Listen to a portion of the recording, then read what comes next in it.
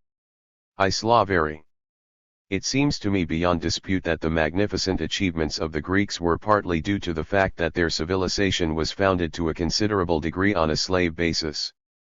That slave labor was indeed regarded by the Greeks in general as essential to their way of life is something I hope I can take for granted, without having to go to the trouble of proving it by citing a great deal of evidence.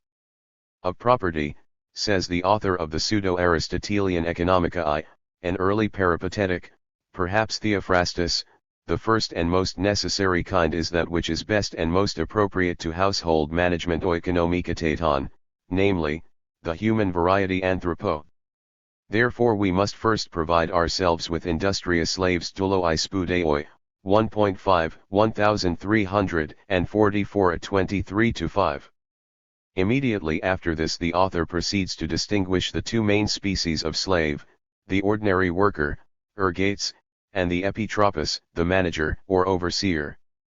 We must not forget that the vast majority of the overseers we come across in antiquity were themselves slaves or ex-slaves. Their essential role must not be overlooked. I have referred in section I of this chapter to a fascinating passage in the Politics in which, to replace slaves, Aristotle can think only of the self-moving statues of the legendary artificer Daedalus or the automated tripods of the god Hephaestus, 1.4, 1253 b 35-4 al. A little earlier Aristotle had said that a complete household consisted of slaves and free, and had described master and slave, with husband and wife, and father and children, as the primary and simplest elements of the household, 1.3, 1253 b 5-7, 14 ff. Polybius speaks of slaves, equally with cattle, as being among the essential requirements of life, anankai biokrai, 4.38.4. But I do not feel I need pursue this matter further. Slavery was a fact of classical Greek life, and from the strictly economic point of view, the efficient satisfaction of material wants, it was useful, indeed indispensable, cf.il.I above. I do not see how the brilliant civilization of the classical period could have come into existence without it. I should like to quote here a fine passage in Marx. in the development of the richness of human nature as an end in itself. At first the development of the capacities of the human species takes place at the cost of the 141 majority of human individuals and even classes. The higher development of individuality is thus only achieved by a historical process during which individuals are sacrificed, for the interests of the species in the human kingdom, as in the animal and plant kingdoms, always assert themselves at the cost of the interests of individuals, CROIX.118. Now we must not confuse the situation in Greek cities, even Athens, with that at Rome, with which I wish briefly to compare it. There are two separate points to be made here. First, the upper classes of Rome in its great days had an immensely larger area from which to draw their surplus than was ever available to the rulers of any Greek city, even 5th century Athens, and when Rome became an imperial power its upper classes were infinitely richer than their Greek counterparts, and remained so on the whole even when individual Greeks began to enter the Roman senatorial class, see section 2 of this chapter, especially its NN.11-13, also 6.4 below for emphasis on the vastly greater scale of exploitation by the Romans of their provinces in the late Republic than by the Athenians of the subject states of their empire in the 5th century BC. The second important distinction between many Greek cities and Rome is that owing to the absence of any real political democracy in the Roman world, the humbler freemen were much more at the mercy of the men of power than were the poorer citizens of a Greek democracy. But democracy, when it really works, as it did, for the citizens at Athens and some other Greek cities, has certain very important consequences. It gives the whole citizen population extensive and enforceable legal rights, and so gives the humbler and poorer citizen an opportunity of protecting himself against at any rate the more extreme forms of ill-treatment by the powerful.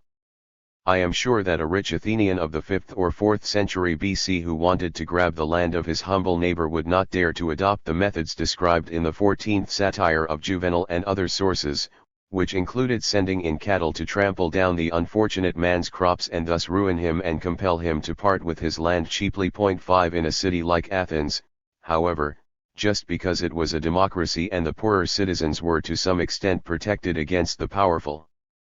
6 The very most had to be made out of the classes below the citizens. Now metics, free foreigners residing in the city, could not be milked intensively, they paid a small tax to the state, but if the screw was put on them too hard they would simply go elsewhere. The essential fact about the slave, however, was that the screw could be put on him in any way the master liked, because he was without rights, as I mentioned earlier in this section. That is one of the distinguishing features of the slave's condition. Mere ownership of the slave as a chattel, a piece of property, is in the long run less significant, as a feature of his condition, than the unlimited control over his activities which his master enjoys. 7 Even that windbag Dio Chrysostom could define slavery as the right to use another man at pleasure, like a piece of property or a domestic animal. 15.24. We need not be surprised, then, if we find a more intense development of slavery at Athens than at most other places in the Greek world, if the humbler citizens could not be fully exploited, and it was inexpedient to try to put too much pressure on the metics, then it was necessary to rely to an exceptional degree on exploiting the labor of slaves. This explains the advance, hand in hand, of freedom and slavery in the Greek world, noted by Finlay, SCA 72, but left by him as a kind of paradox. 142. Entirely without explanation. Finlay is handicapped here, as elsewhere, by his refusal to think in terms of class categories and by his curious disinclination to recognize exploitation as a definable characteristic of a class society, see his AE 49, 157.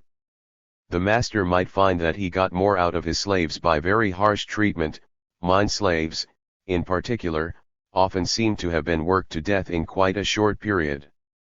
8 The Pseudo-Aristotelian Economica I, 5, 1344-35, allots to slaves just three things: work, punishment, and food. It is interesting to find precisely the same list, in reverse order, in Iclas. XXXIII.24, cf 26, and XXIII.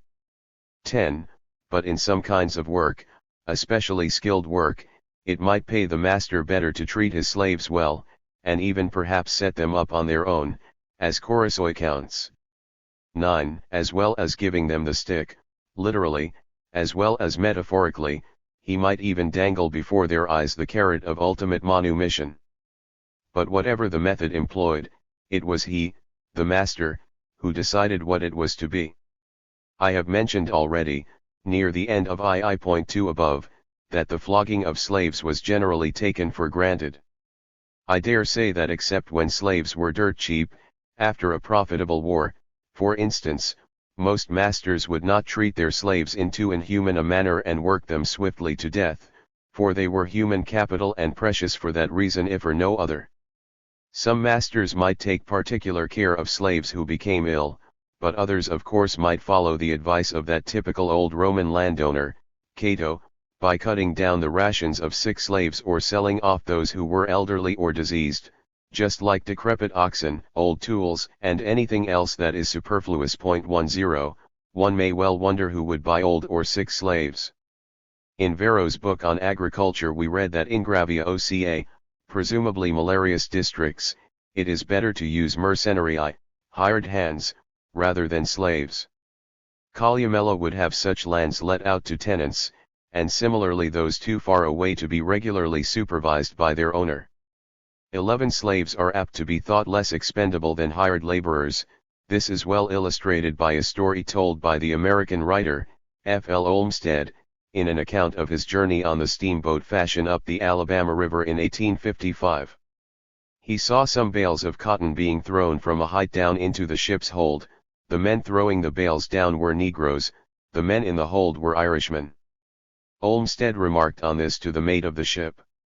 "Oh," said the mate, "the niggers are worth too much to be risked here. If the paddies are knocked overboard or get their backs broke, nobody loses anything."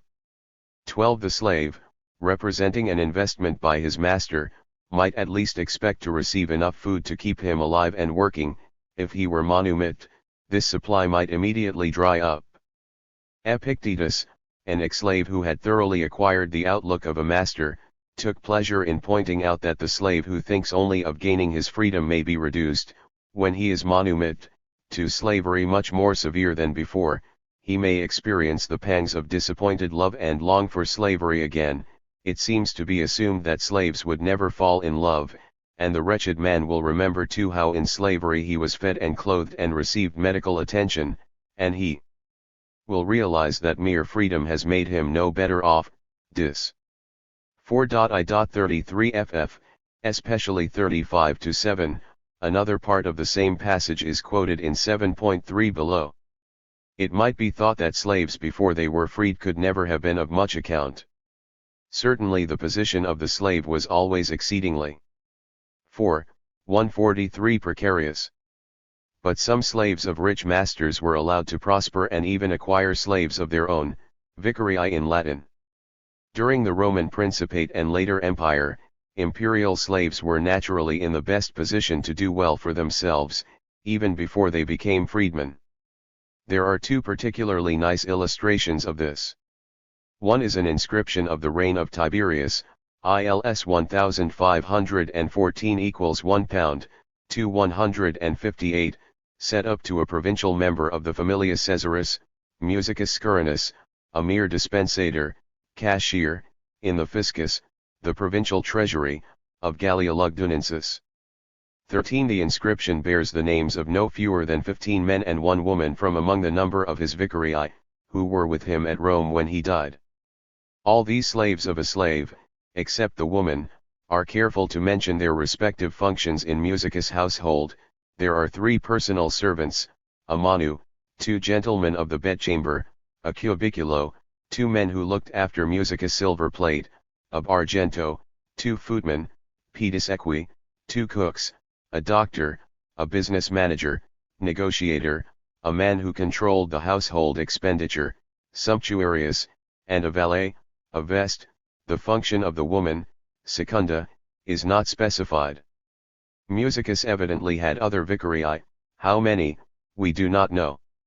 The other illustration of the possession of wealth by an imperial slave is the elder Pliny's account of Rotundus Drusilianus, who a little later occupied a similar position to Musicus Scurinus, that of dispensator, in the province of Hither Spain in the reign of Claudius, NHXXXIII 145. He is said to have had a silver dish, a lanx, weighing 500 pounds, to manufacture which a special workshop had to be constructed, and 8 companion pieces, comites eus, weighing 250 pounds each, a total of 2,500 pound of silver. Before dismissing this offhand as a mere yarn, we should do well to remember that Musicus had needed more than one under-slave to look after his silver plate. These rather surprising examples of wealthy imperial slaves bring out the fact that in the imperial household, at any rate, some slaves were of higher status than some freedmen. This has recently been stressed in relation to the imperial dispensators, and incidentally their vicarii, by Weaver, SAS, ed. Finlay, 132. In the later Roman Empire, the eunuch cubicularii of the sacred bedchamber became personages of great influence, see section V below. They all began their careers as slaves until the Emperor Leo ordered them to be freed on admission to the imperial household, c. 12. V.4. Prince 6, of c. 473. Finlay is certainly right in saying that much the greatest opportunity for social mobility lay among the imperial slaves, and we need not limit this, as he does, to the 1st century of our era, BSF 244, although it was most conspicuous then. There was no doubt a certain sense of backstairs importance and of hierarchy inside slave households, as there has so often been among the servants of the upper classes in more modern times.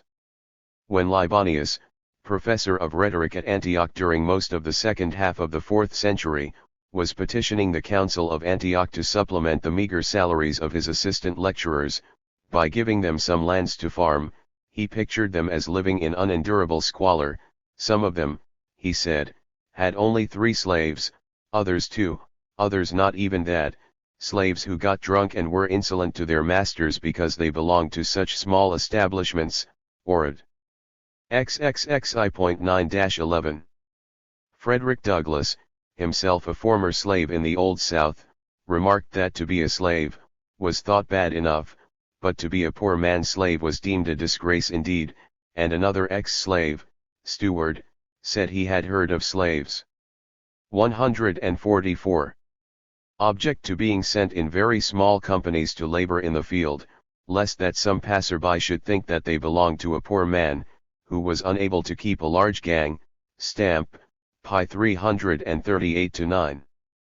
We certainly hear from time to time in antiquity of slaves being owned by men described as poor, Penades, like Cremulus in the Plutus of Aristophanes, see lines 29,254 with 26, 1,105, or at least as very lowly people.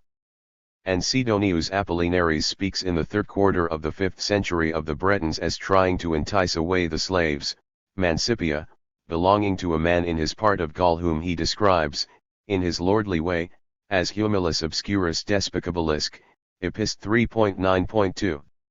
However, we must remember that the various terms in Greek and Latin which are usually translated poor can sometimes refer to quite well-to-do people. An extreme example is Demos thence 18.108, where we find applied to the 1,500 particularly wealthy Athenians who between 357 and 339 were saddled with paying for the triarchy not merely the word penades but even aporawi, a term normally kept for those who had no property at all, or virtually none. In the classical and Hellenistic periods, contrary to what is sometimes said, e.g. by A.H.M. Jones, saw in SCA ed.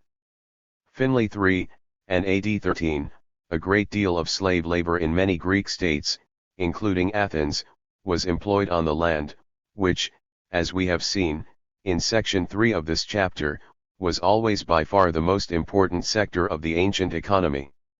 I have had to relegate the evidence to Appendix 2, not because the subject is unimportant, but because it consists mainly of small scraps which would be uninteresting and indeed often unintelligible to all but classical scholars. Even after the use of slaves in agriculture had declined, a process we shall trace in 4.3 below, many were still so engaged. The legal writers represented in the digest have much to say about slaves and relatively little about hired labor. Letting to tenants is much in view, but perhaps not quite as much as we might have expected. It is simply impossible to make even an informed guess about the proportion of agricultural work done by slaves and free peasants respectively. My impression is that, overall, direct cultivation by slaves was steadily giving way to letting to tenants during the first 3 centuries of the Christian era, although perhaps at very different rates in different parts of the Roman Empire. But, as I shall show in 4.3, the fact that land is leased must certainly not be taken to exclude its being made to yield a greater profit to the landowner and or the tenant by the use of slaves, who may belong to the lessee or may be supplied by the landlord as part of what the Roman lawyers called the instrumentum, the equipment, of the farm. Sometimes, perhaps, the absence of specific evidence for slave labor may suggest that relatively few slaves were being used, but it is very rarely that the evidence can legitimately be pressed in that way, since in most areas at most periods large numbers of slaves could easily be present without leaving behind any recognizable sign of their existence. In particular, above all where the evidence for slaves and freedmen is mainly epigraphic, as it often is, we must expect to find 2 complicating factors: slaves employed in managerial capacities, especially of course those who emerged as freedmen, are likely to be heavily overrepresented, in epitaphs, for instance, and among ordinary slaves, agricultural ones are less likely to appear than domestics or those engaged in some form of manufacture. In this connection it is useful to glance at the excellent article by Stephenxel, ERAR, which I may have no. 145 occasion to mention elsewhere, since it deals entirely with Roman Africa, pointing out that the slaves revealed to us by the African inscriptions were not, in general, humble agricultural workers. These, as he says, disparacent sans laisser aucune trace, ERAR 402. In some periods, especially the Middle and later Roman Empire, we may find reason to conclude, at least for many areas, that slaves and freedmen were indeed relatively few and were concentrated at the top end of the working scale, fulfilling mainly managerial functions. This, however, must not lead us to depreciate the importance of slavery in production 13, but rather the reverse, for there could be nothing of greater interest to the propertied classes than making the largest possible profit out of their landed estates, and the direction and control of the labor on those estates must always have been a matter of the first importance. A good steward was highly valued. As I show in section 6 of this chapter and in appendix 2 below, it was assumed in classical Athens that the overseer of a farm would necessarily be a slave, and the same is probably true of the rest of the period with which this book deals. Free Greeks and Romans disliked taking permanent employment as managers, see again section 6 of this chapter. In the Roman agricultural writers the vilici, stewards or bailiffs, and their subordinates are assumed to be slaves, and I have no doubt that they were so in reality. I have not tried to collect the epigraphic evidence, but as far as I am aware it confirms the literary sources. Needless to say, competent vilici would be required to supervise hired laborers just as much as slaves, insofar as such men were used, mainly at the peak periods of agricultural activity, but also occasionally for special jobs, see section 6 of this chapter. Sometimes in the Roman period slave, or freedmen, managers are found in control of slaves, in other cases they seem to be mainly supervising colony, see 4.3 below and its endpoint 54. As I point out there, such men were playing a role of great importance in providing the propertied classes with their incomes. In the later Roman Empire slaves, and freedmen, certainly remained prominent as stewards or bailiffs or overseers or agents, actors now, or procuratores, in Greek, pragmachutai or epitropoi, and indeed are an actual majority among men in that capacity who are referred to in the literary, legal, and papyrological sources for the later Empire 14, even when their masters' lands are mainly let to colony rather than worked by direct slave labor. Slavery, then, was still fulfilling an essential role in production at the very time when it is generally supposed to have been in decline, as indeed it was in some degree, at lower levels. At the same time, domestic slavery continued on a large scale in the later Roman Empire in the households of members of the propertied classes, and it was accounted a great misfortune by many of the well-to-do, by no means only the very rich, not to be able to possess a full number of domestic servants. 2 examples will suffice. I have referred above to the well-known speech in which the leading teacher of rhetoric at Antioch in the late 4th century sought to arouse pity for the sad plight of some of his assistants, who were so underpaid, according to him, that they could afford only 2 or 3 slaves, if that. Libin, Orid. XXXI 9-11. The other text is rarely if ever noticed, no doubt because it comes from the Acta of the Church Council of Chalcedon, which are read by few but ecclesiastical historians, and perhaps not in bulk by many of them, since a large part of the contents is, or ought to be, rather painful reading for those. 146. Who wish to believe that the deliberations and decisions of Orthodox bishops may be expected to reveal the workings of the Holy Spirit. At the 3rd session of the Council, on October 13, 451, 4 documents were presented attacking Dioscorus, the Monophysite Patriarch of Alexandria, whom the Catholics were determined to discredit and depose. 3 of the 4 complainants made great play with accusations that Dioscorus had reduced them to beggary. 1. A priest named Athanasius, asserted that as a consequence of Dioscorus' persecution of him he had had to give a bribe of no less than 1,400 pounds of gold to Nomus, the powerful Magister Officiorum of Theodosius II, to prevent himself from being kept in prison indefinitely, and that he had been robbed of all his other property as well, with the consequence that he was driven to live by begging, with the 2 or 3 slaves mancipia that remained to him. Acta Con. D. I Line .2.36-7 equals 295-6, ed. E. Schwartz, Monsi 6. 1025-8. It is not my intention here to give anything like a complete account, even in outline, of slavery in the ancient Greek world, a subject on which the bibliography is already enormous. See the Bibliography zur Antiken Sklaverei, ed. Joseph Voigt Bochum, 1971, containing 1,707 items, to which many additions could now be made. Slavery will of course come up in various ways in other parts of this book, especially 4.3 below.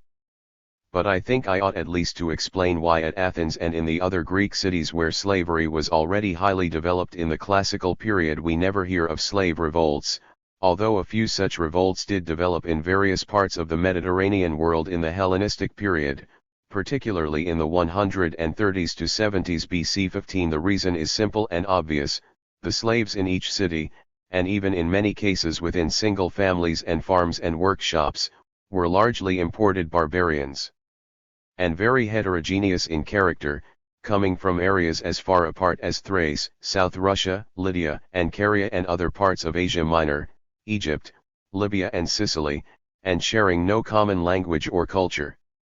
The desirability of choosing slaves of different nationalities and languages was well recognized in antiquity, and it is stressed by several Greek and Roman writers as an indispensable means of preventing revolts.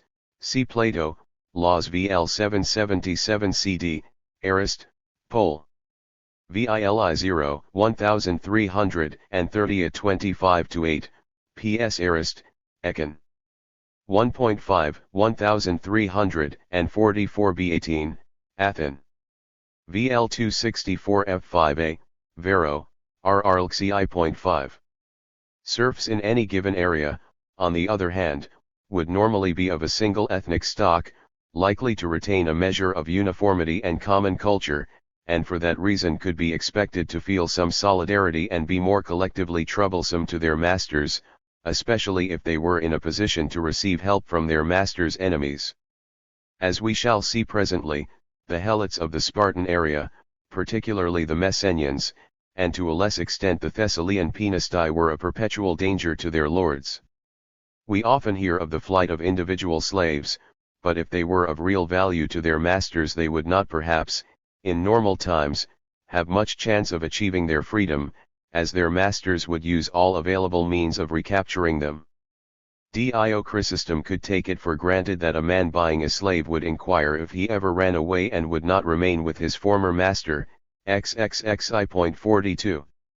One particular Greek slave of Cicero's, Dionysius, an educated man whom his master used as a reader, Anagnostus, and who had absconded in 46 BC with a number of valuable books from Cicero's library, puts in an appearance in no fewer than 4 letters in our collection of Cicero's. 147 correspondence, ad fam 13.lxci.3, v.9.2, 11.3, xa.1. Vatinius, commanding in Illyricum, where Dionysius was last seen at Nerina, promised Cicero that he would not give up until he had secured the man, but whether he was able to do so we do not know. We occasionally hear of the flight of slaves en masse, but only, I think, in time of war. By far the most famous text is Thucydides 7.27.5, speaking of the desertion of more than 20,000 slaves from Attica during the Spartan occupation of Decelia in the late 5th century BC. I have said something about this in Appendix 2 below. In the background, always, was the fact that fellow citizens could be relied upon, in Xenophon's phrase, to act as unpaid bodyguards of one another against their slaves, Hiero 4.3. There is a fascinating passage in Plato in which this theme is expanded, Representative 9.578d9a. Socrates, with the monotonously enthusiastic assent of Glaucon, is developing his ideas on the subject of tyranny. He speaks of rich men in cities who resemble the tyrant in owning many slaves and yet live in security and are not at all afraid of them. The reason, supplied for once by Glaucon, is said to be that the whole city protects each single individual. Socrates agrees, and he goes on to invite Glaucon to contemplate the case of a man owning 50 slaves or even more, suddenly wafted away by some god, with his wife and children and all his slaves and other property, to some desert place, where there is no free man to assist him. And what is likely to happen then? Why, the man will be terrified of an uprising of his slaves in which he and his family will be massacred. He will therefore be obliged to fawn upon some of the slaves and, against his own wishes, to give them their freedom, as the only possible means of escaping destruction. And it is only now, if you please, and not before, that the precious pair see the slave owner as having become a colax theraponton, a parasite on his own servants. 2. Serfdom. There are essential differences between the slave and the serf, for serfdom is not slavery, it is a status intermediate between slavery and complete freedom, Greenidge, Slavery 24. For a slave to become a serf represents a real rise in status. The serf, in my sense, although not free to change his status, according to the 1956 convention, is not in theory, like the slave, his lord's property. I would prefer, however, to concentrate on the more practical side of the condition of the ancient serf, for the precise nature of his legal status is often unclear to us, owing to the nature of the vidance, and was sometimes a matter of dispute in antiquity, and the terminology used in our sources can on occasion be misleading. For example, although the Spartan helots were certainly serfs rather than slaves in my scheme, see below, they are sometimes referred to specifically as slaves, as when they are called the slave population, Hedaulia, in the official treaty of alliance between Sparta and Athens in 421, Tuke. v.23.3. And a Greek writer could easily apply the terminology of slavery to that part of the indigenous population of Asia which worked the land, often in serfdom and sometimes referred to as the Lao. Thus Strabo could say of the Lao of Iberia in the Caucasus, roughly the modern Georgia, that they were slaves of the kings, Basilikoi Duloi, 11.3.6, p.501. Again, as we shall see later, Theodosius I could declare in the early 3905 that serf coloni, although legally free men, should be regarded as slaves of the very land to which they were born, which of course did belong to their masters, and Justinian was perplexed by the similarity. 148. Of the legal powers exercised over both groups by the dominus and the possessor, as the master and the landlord are called respectively. No, in distinguishing the condition of the serf from that of the chattel slave, I think we shall do better to concentrate on two characteristics that have not yet been mentioned. First, the services which could legally be required of the serf were limited, at least in theory, either by legal enactment, a Roman imperial edict, for example, or by a compact entered into by his people, perhaps long ago, with conquering invaders, whose serfs they became, see below. Needless to say, the position of the serf has always been precarious. A local potentate might not scruple to disobey an imperial law, and how is a conquering people to be compelled to abide by its undertakings, even if given by treaty under oath?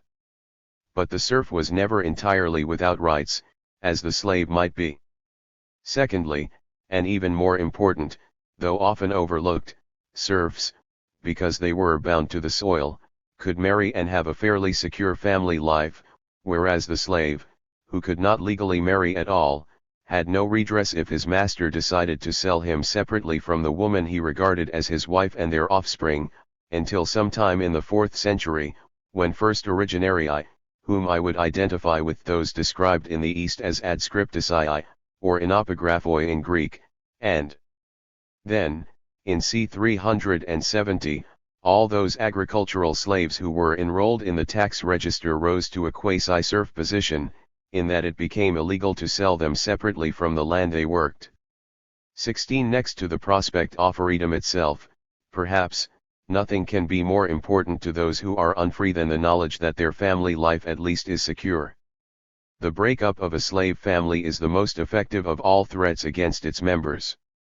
As an ex-slave in the American Old South reminded skeptics, the agony at parting must be seen and felt to be fully understood. Stamp, pi 348. A man there who claimed to have witnessed the sale of such a family only once said he never saw such profound grief as the poor creatures manifested. Genovese, RJR 456. Genovese has collected much evidence about the deep attachments created among slaves in the Old South by their establishment of family life, which was in general allowed, even though slave marriages were never legally recognized as such by any state. Ibid. 452-8, any more than they were in antiquity, including the Christian later Roman Empire. Indeed, the slaves were actually encouraged to create and maintain family relationships, which were commonly believed by their owners to make them more tractable, more attached to the plantation and better and less troublesome workers. Ibid 452-454. As the author of the pseudo-Aristotelian Economicus saw it, the children of slaves are as it were their hostages for good behavior, see 4.3, 4 below. Thus, paradoxically, a feature of the serf's condition, his being bound to the soil, which is one of its greatest derogations from freedom, will also, as compared with chattel slavery, work to his advantage if it prevents the master from separating him from the land on which he works or resides, with his family, as in the later Roman colonate. Neglect of this vital feature of the serf's condition is noticeable in several recent treatments of the forms of subjection in antiquity, e.g. Lotzi, Med 63 ff, ESP 67. Even the free peasant who became a serf would at least be secure against eviction, in theory at any rate.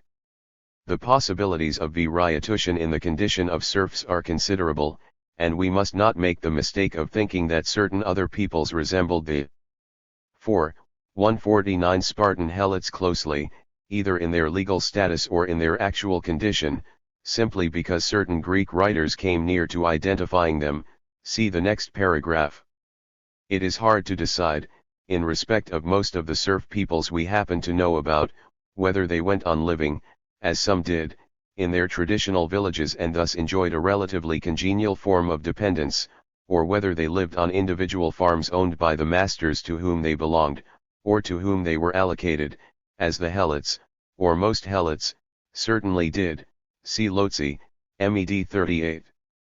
The Helots of the Spartan area are by far the best known Greek serfs before the colonate of the later Roman Empire. Their condition was so celebrated in the Greek world that, to give but 4 examples, the verb corresponding to their name, helotuin, could be used to convey an impression of the unfree status of another conquered people, the Marian Dinoi of Heraclea Pontica, Strabo XIL.3.4, p. 542. The Hellenistic historian Philorchus felt that he could best convey the condition of the Bithynians subject to Byzantium by saying that the Byzantines exercised mastery despose over the Bithynians as the Spartans over the Helots, FGRH 81 F8, Ape Athen. 6.271 BC, I7 Theopompus, writing in the 4th century BC, could say of the Illyrian Ardiaoi, Vardii has been suggested as an emendation, that they owned 300,000 dependents per spilati like Helots, or as if Helots, FGRH 115 F40, Ape Athen. X.443b equals 6.271 d, and the aged Isocrates, writing to Philip II of Macedon in 338 BC. EP 111.5, could relish the prospect that Philip would compel the barbarians to helotuin to the Greeks. Isocrates, of course, was thinking of the non-Greek inhabitants of Asia. Actually, we know of no precise parallels to the condition of the Helots, which was much debated in the classical period, see Plato, Laws 6776c, and a certain amount of oversimplification is involved by forcing it into any general category, but for convenience I shall treat them as the state serfs they undoubtedly were. I need add nothing here to what I have said elsewhere about the Helots, OPW 89-93, but I should perhaps repeat the most extraordinary of all pieces of evidence about the relationship between the Helots and their Spartan masters, which comes from no less an authority than Aristotle, Fr 538, Ape Plut, Lycurg. 28.7. Every year, on taking office, the principal magistrates of Sparta, the ephors, made a formal declaration of war upon the Helots, so that they became enemies of the state, polemioi, and could be killed as occasion required, without bringing on the Spartans the religious pollution involved in putting to death, otherwise than by due process of law, anyone who was not officially a polemios. Declaring war on one's own workforce is an action so unparalleled, as far as I know, that we need not be surprised to find the relationship between Spartans and Helots unique in the Greek world. When we speak of Helots and the hostility between them and the Spartans, we are justified in thinking primarily, though not entirely, of the Messenians, who greatly outnumbered the Laconian Helots. 18 The Messenians were not only a single people, until the late 8th century they had been hoi Messenioi, an autonomous political unit which had recently become, or was in process of becoming, an independent Greek polis, in the very area where they subsequently labored for their Spartan masters. They had, therefore, a natural feeling of kinship and unity. After Messenia was liberated and became an independent polis again, in 369 BC, the only Helots left were the Laconian ones, many. 150. Of whom were liberated subsequently, especially by Nabis in the early 2nd century BC. By the end of the Roman Republic at the latest the status of Helot had ceased to exist, for Strabo, who calls the Helots state slaves, in a sense, Tropontina demogioi idoloi, says that they existed until the Roman supremacy, 8.v.4, p.365, and this can only mean the 2nd century BC. Or conceivably the 1st, for Strabo would have used quite a different expression had the Helots remained such down to the time at which he was writing, the early 1st century of the Christian era. 19 The other main serf people of mainland Greece, the Penastai of Thessaly, 20 also gave their masters much trouble in their efforts to free themselves, according to Aristotle, Pol 11.9, 1269 36-7, cf. only Zen, HGIL.3.36. The subject Cretans whom Aristotle compares to the Helots and Penastai were much less of a problem. Aristotle attributes this in one place to their comparative isolation from the outside world, POL 11.10, 1272 BL 6-22, and in another to the fact that Cretan cities, although they often fought with one another, never entered into alliances with each other's disaffected perioikoi, as he calls them, POL 29, 1269 39 B2, whereas the Spartan Helots and Thessalian Penistoi received help from states which were at enmity with their masters, Ibid 1269 B2-7. When we hear of alleged Tuloi who were regularly used as soldiers, we are justified in regarding them as serfs rather than slaves. According to the Hellenistic historian Agatharchides of Cnidus, individual Dardanians, an Illyrio-Thracian people, possessed 1,000 or more such Tuloi, who in time of peace farmed the land and during war fought in regiments commanded by their masters, FGRH 86 F17, Ape Athen. 6.272d. This may remind us of certain Demosthenic passages, cited in N.20, which show large bodies of Thessalian Penistoi fighting under the command of their master. I have explained above that until the later Roman Empire we can identify only isolated local forms of serfdom in the Greek world.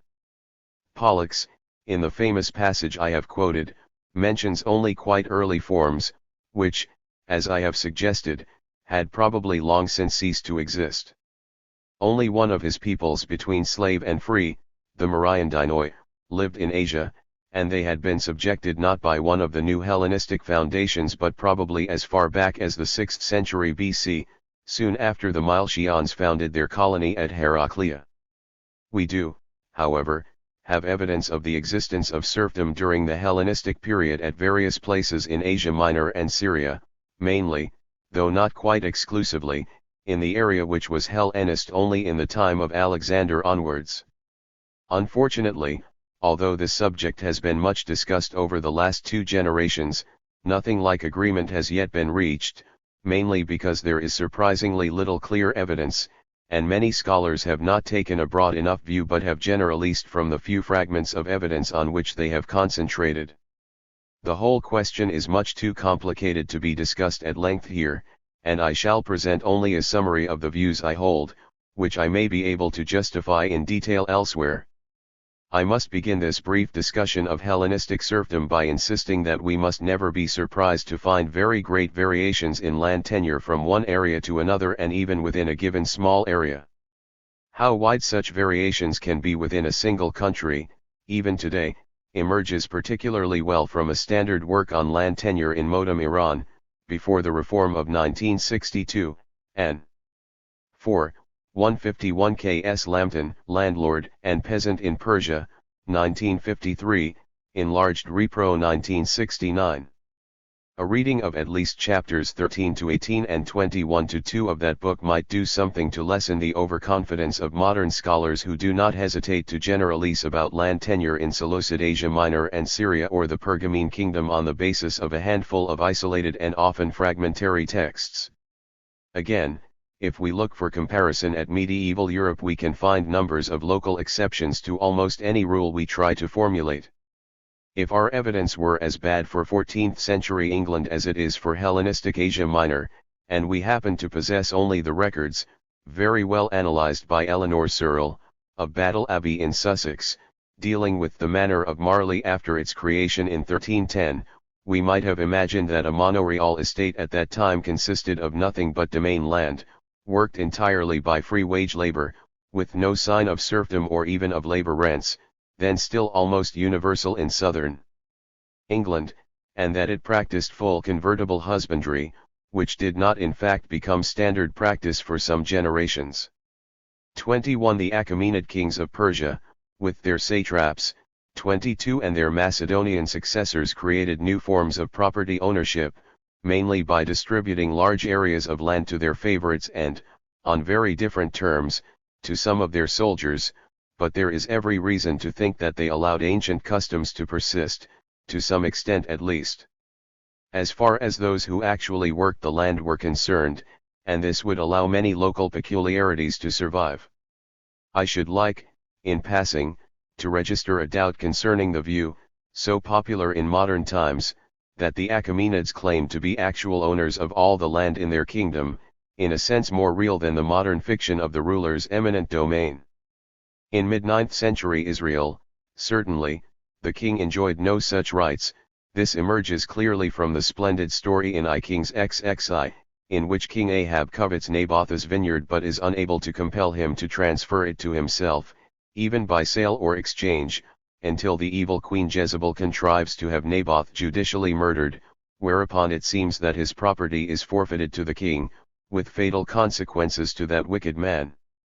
23. Whether or not the Achaemenid monarchs claimed to be the owners of all the land in the Persian Empire, it was natural for the Macedonian kings, from Alexander onwards, to assert their rights of conquest in the east and to regard themselves as invested with the ownership of all Spear 1 territory, c.e.g. Diod. 1717.2, outside the area of those Greek cities which they were graciously prepared to recognize as such, cfv.3 below. 24. Even within the vast area of King's Land, however, there existed several different varieties of tenure, see CROIX, LPHO, ESP. 6-16, and below the holders who occasionally appear in our sources, it is likely that ancient forms of tenure mainly persisted at first. If, when interpreting the epigraphic evidence for land tenure in Asia in the Hellenistic period, we allow the Greek to mean what we have every right to expect it to mean, there is not the slightest doubt that serfdom, in one form or another, not necessarily always the same, is among the variety of tenures with which we are confronted. There are a few documents recording the sale or gift of land which include its occupiers in the sale or gift and yet give reason for thinking that some at least of these occupiers, especially those called Lao or Basilikoi Lao, the native population, were not slaves. Now it may well be that the conveyance of land with its occupants makes it highly probable that those 152 occupants, if not slaves, are serfs, bound to the soil, whether to a particular farm or to their village community. As we shall see later, we find both these types of restriction of peasant movement in the later Roman colonate. But I do not think we can be absolutely certain that these people are indeed serfs.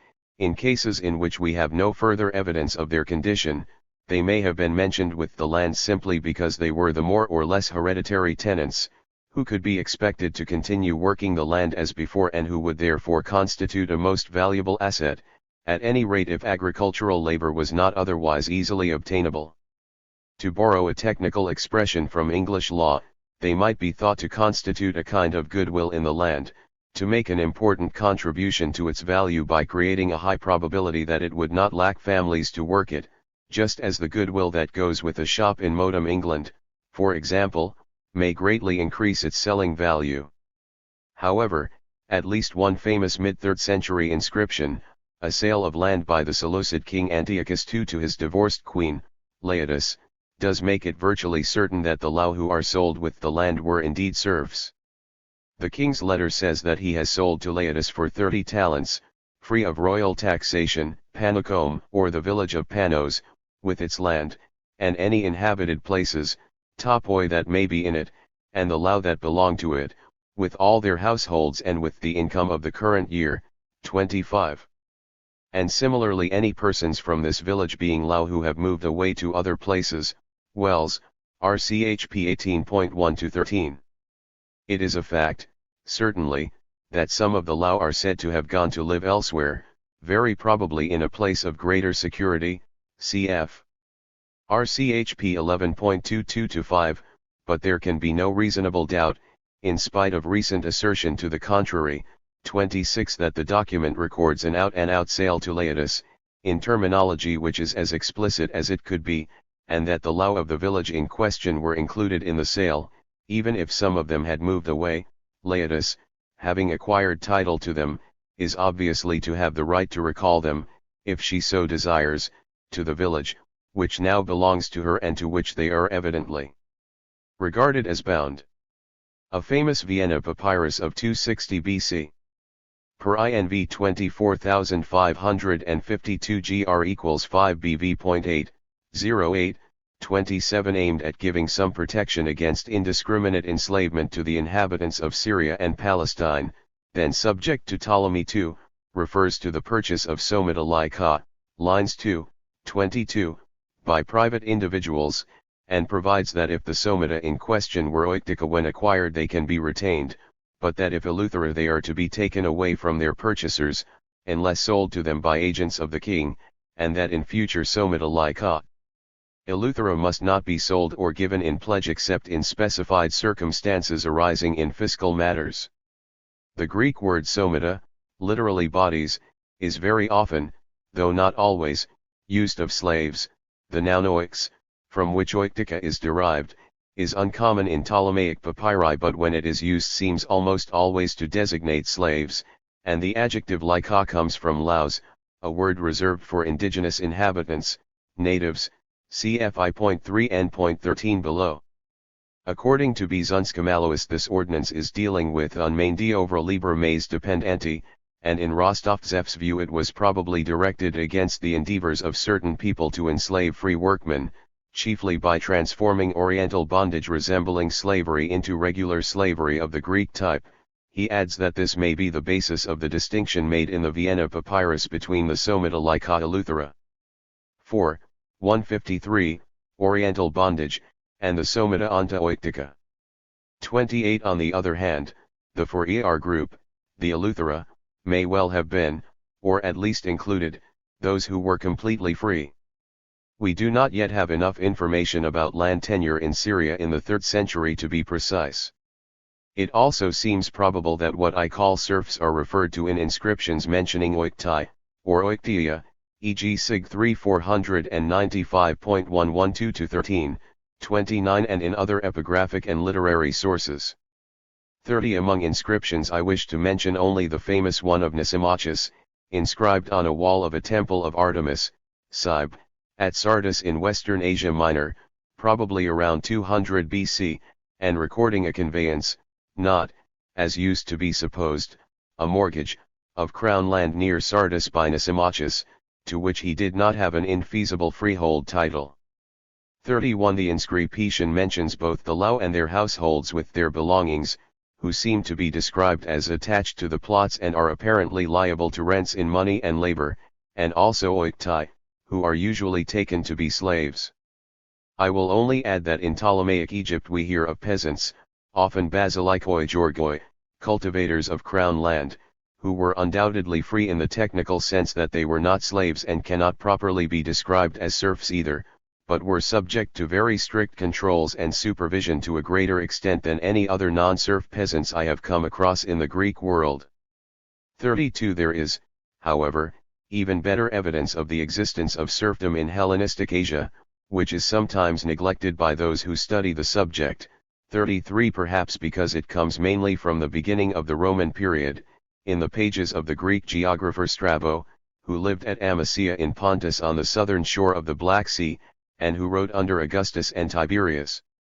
Certain passages in Strabo prove conclusively the existence of what I am calling serfdom on some of the temple estates in Asia Minor, and other evidence to the same effect is furnished by some remarkable inscriptions of the kings of Commagene, in northeastern Syria, of the middle and late 1st century BC. This evidence relates specifically to what are called hierodoules, hierodouloi in Greek, 34 literally sacred slaves, and perhaps best described in English as temple servants. My own belief is that the generic form of tenure of these hierodoules, which I shall describe immediately, far from being exceptional and limited to temple lands, is very likely to be one of the most ancient kinds of land tenure in Asia, which happens to have survived long enough to allow us to find a specific description of it simply because the land was sacred and belonged to temples, and was therefore not subject to the normal vicissitudes of private ownership, which might involve fragmentation, as a result of inheritance, as well as sale, and alteration of the terms of occupation. I must add that my position is not at all the same as that of Sir William Ramsay, who believed that all or most of Asia Minor once consisted of temple states, the lands of many of which were confiscated by the Hellenistic kings. Ramsay's theory has been thoroughly refuted by Jones, GCA 309-10 n.58. What I have suggested is quite different, that the examples of sacred serfdom which we find existing in the temple estates in the late Hellenistic period are likely to be survivals of forms of serfdom that had earlier been widespread in Asia. IFMD it particularly significant that in at least two of the main texts mentioning hieradules we hear of a feature of their condition which is also found in the case of three other peoples identified as serfs in the classical period, Spartan Helots. 154. Thessalian Penastai, and Marian Dinoi of Heraclea Pontica. 35 This feature is that they cannot be sold off the land on which they reside.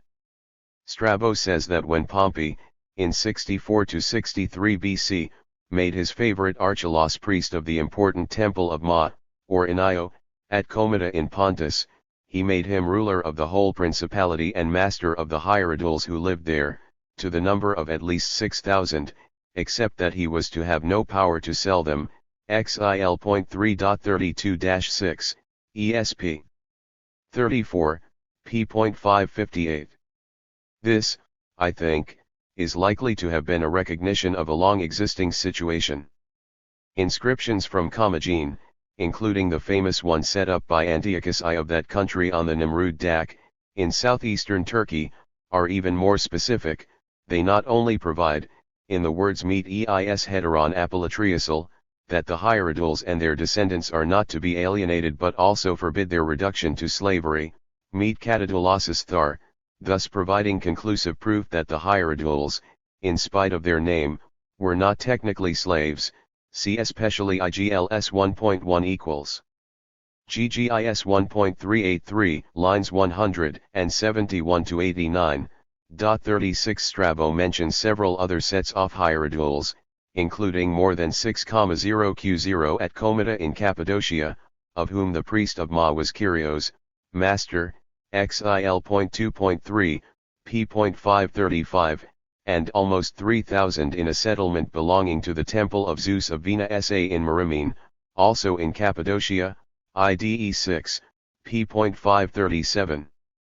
These temples, and others in the more remote parts of Asia Minor 37 had evidently preserved the ancient way of life on their estates. On the lands of some other temples serfdom had decayed, no doubt owing to Greek or Roman influence. The temple of Menesanus in the territory of Pisidian Antioch, for example, had once had a number of hieradules, but this situation had come to an end in Strabo's own time, 12–814, p.577, and C. Levick, Rexam 73, 219. There were also fewer hieradules in Strabo's day than in earlier times at the temple of Analtus at Zela in Pontus, where the priest had once been master of everything, Kyrios ton Panton. Strabo describes the Zela of his own day as for the most part a small town polismage of hieradules, 11.8.4, p.512, 12.3.37, p.559. There are also many temple estates in Asia Minor, and at least one in northern Phoenicia, recorded by Strabo or known from other sources, almost entirely epigraphic, where hieradules are not specifically mentioned but where they, or other serfs, are very likely to have existed. 38 Outside Asia, and especially in Egypt, we hear of temple servants who may well have been serfs, but the evidence is rather obscure. 39 I am ignoring here other types of hieradules, such as the sacred prostitutes whom we hear of in some places in the Greek East, Pontic Comita, for in, Tans, and even in Greece itself, at Corinth, and in Sicily, at Eryx. 40 The material I have adduced proves beyond question that forms of serfdom existed in Asia in Hellenistic times, almost certainly as a survival from earlier regimes.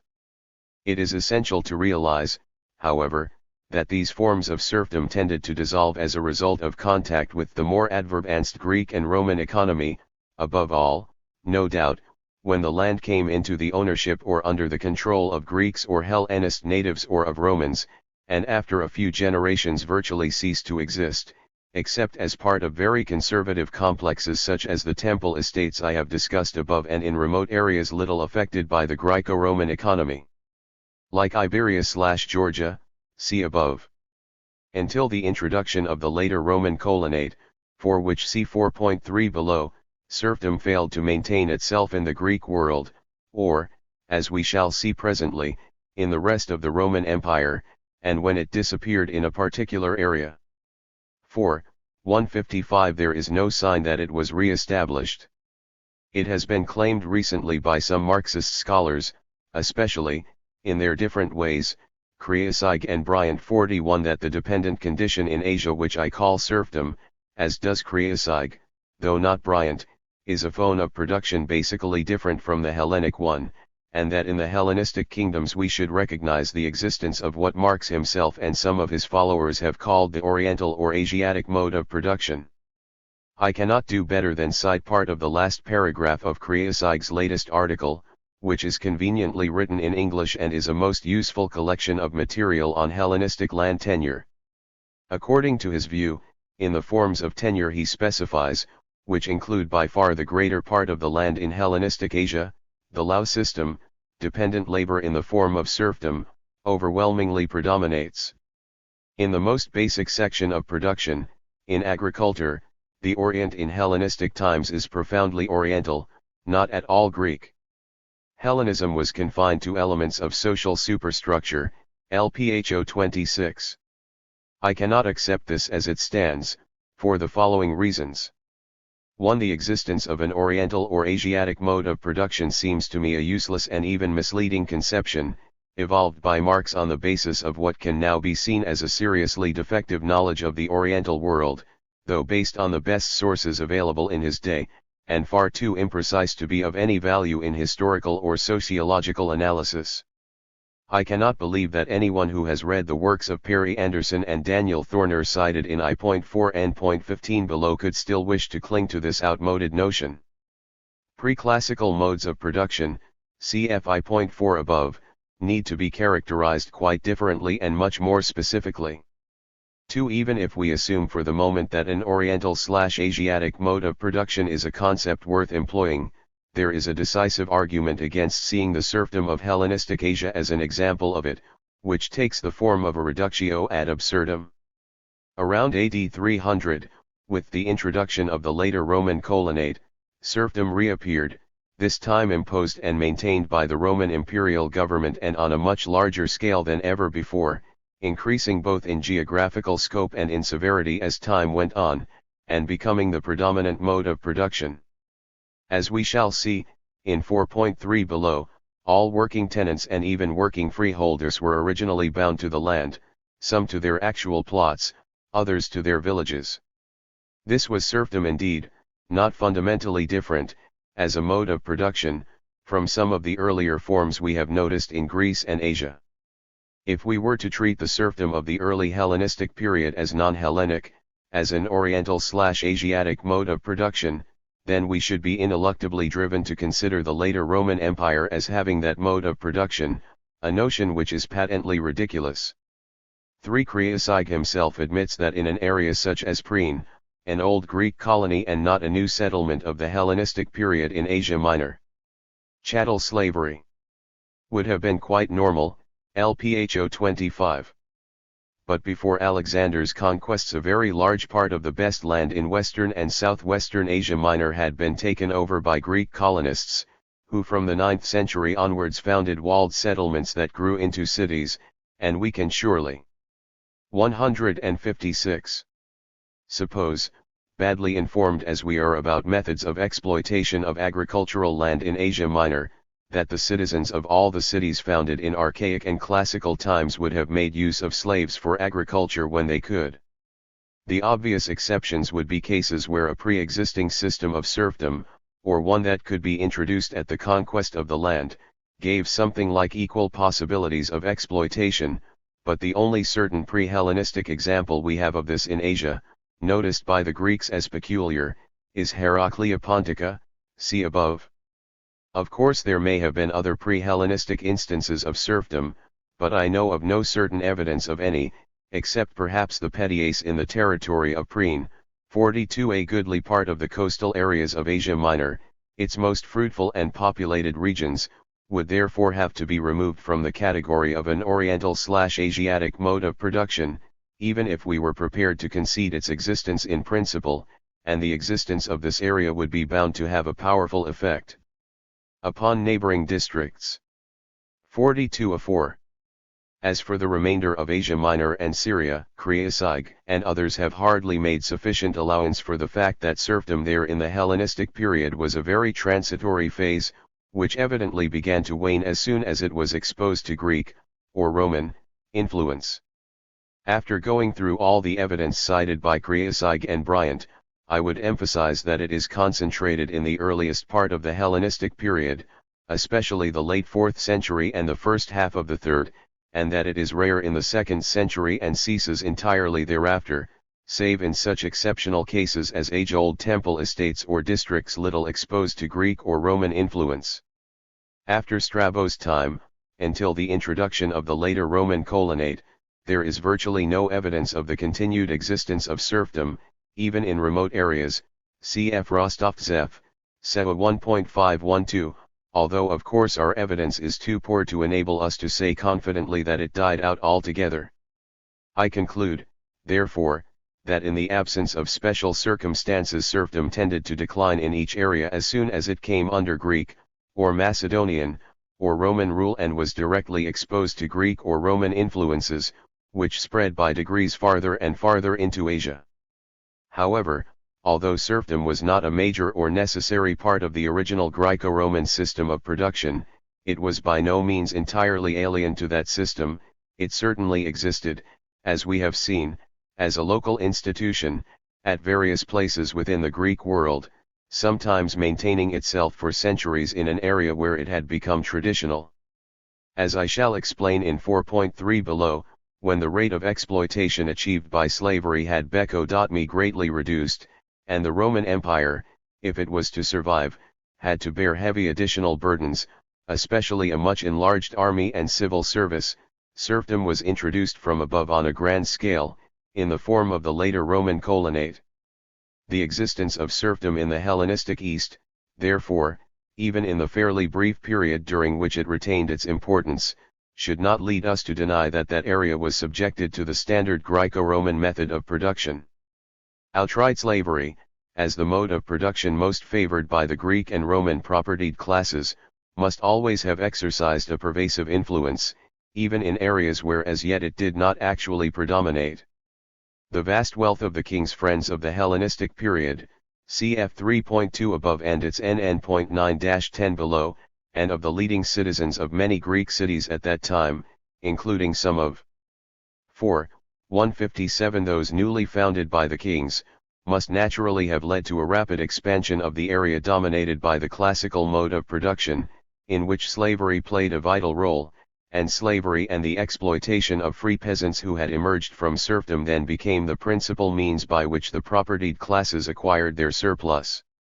I must again insist that we know too little about systems of land tenure in Asia to be able to describe with confidence the methods by which the working agricultural population was exploited, either before or after they came under the direct control of Greek cities. In particular, we simply do not know what happened to the native population of each area, the Lao, no doubt consisting largely of serfs, when they were first taken over fully into the Greek economy. Even the moment at which we should conceive that change as happening is uncertain, but perhaps we should see it as essentially the transfer of the peasants concerned from king's land, and probably the lordship of a native dynast or of a Hellenistic courtier who allowed the old system of exploitation to continue, to a Greek city. Not only were many new cities founded by the Hellenistic kings and the Roman emperors in Asia, many ancient villages and military cleruchies were eventually promoted to the status of cities.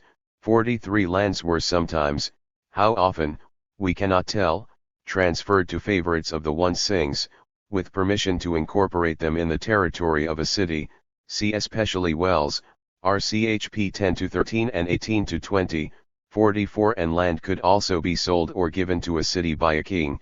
We know of a sale to Pitane by Antiochus I, and of a gift by Ptolemy II to Miletus, OGLS 335.1335, Sig 322, 38.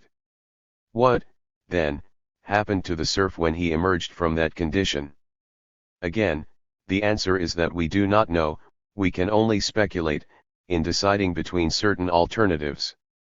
In principle, the alternatives are that when his condition changed he was likely to become either an outright slave or a free leasehold tenant, or conceivably a freeholder, but I would imagine that this was very rare at the initial stage, although the descendants of some ex-serfs might manage to acquire ownership of land eventually. Many Greeks who took over agricultural land from indigenous Asiatic owners must have been strongly tempted to treat serfs, to whose condition they would be unaccustomed, as chattel slaves, when they felt they could get away with it.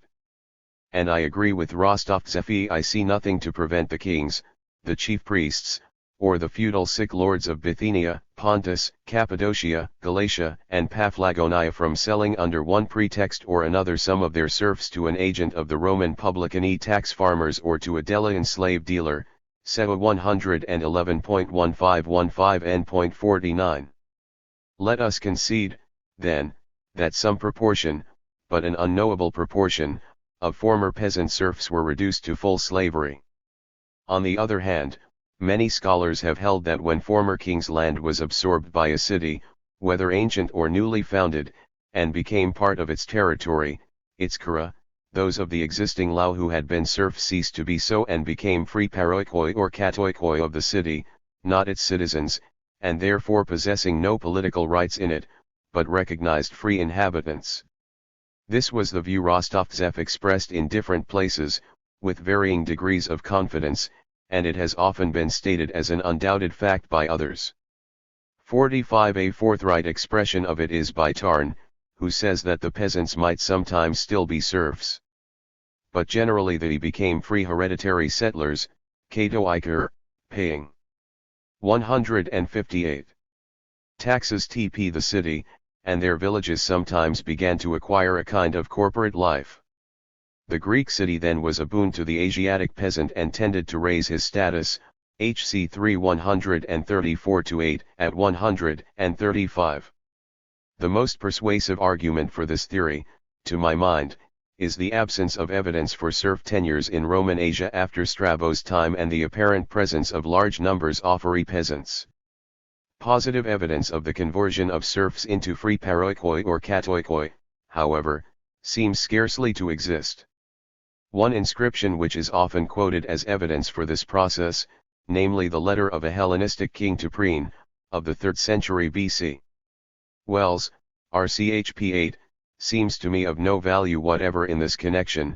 Its interpretation, by Wells and others, even CROIX, LPHO 24, seems to me greatly overconfident.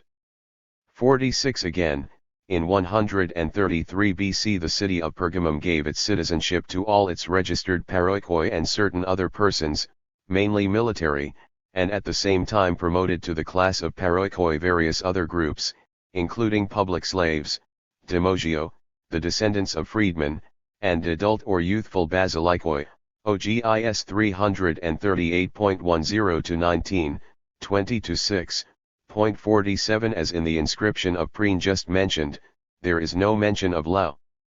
But who are the basilikoi? Some take them to be slaves, others serfs.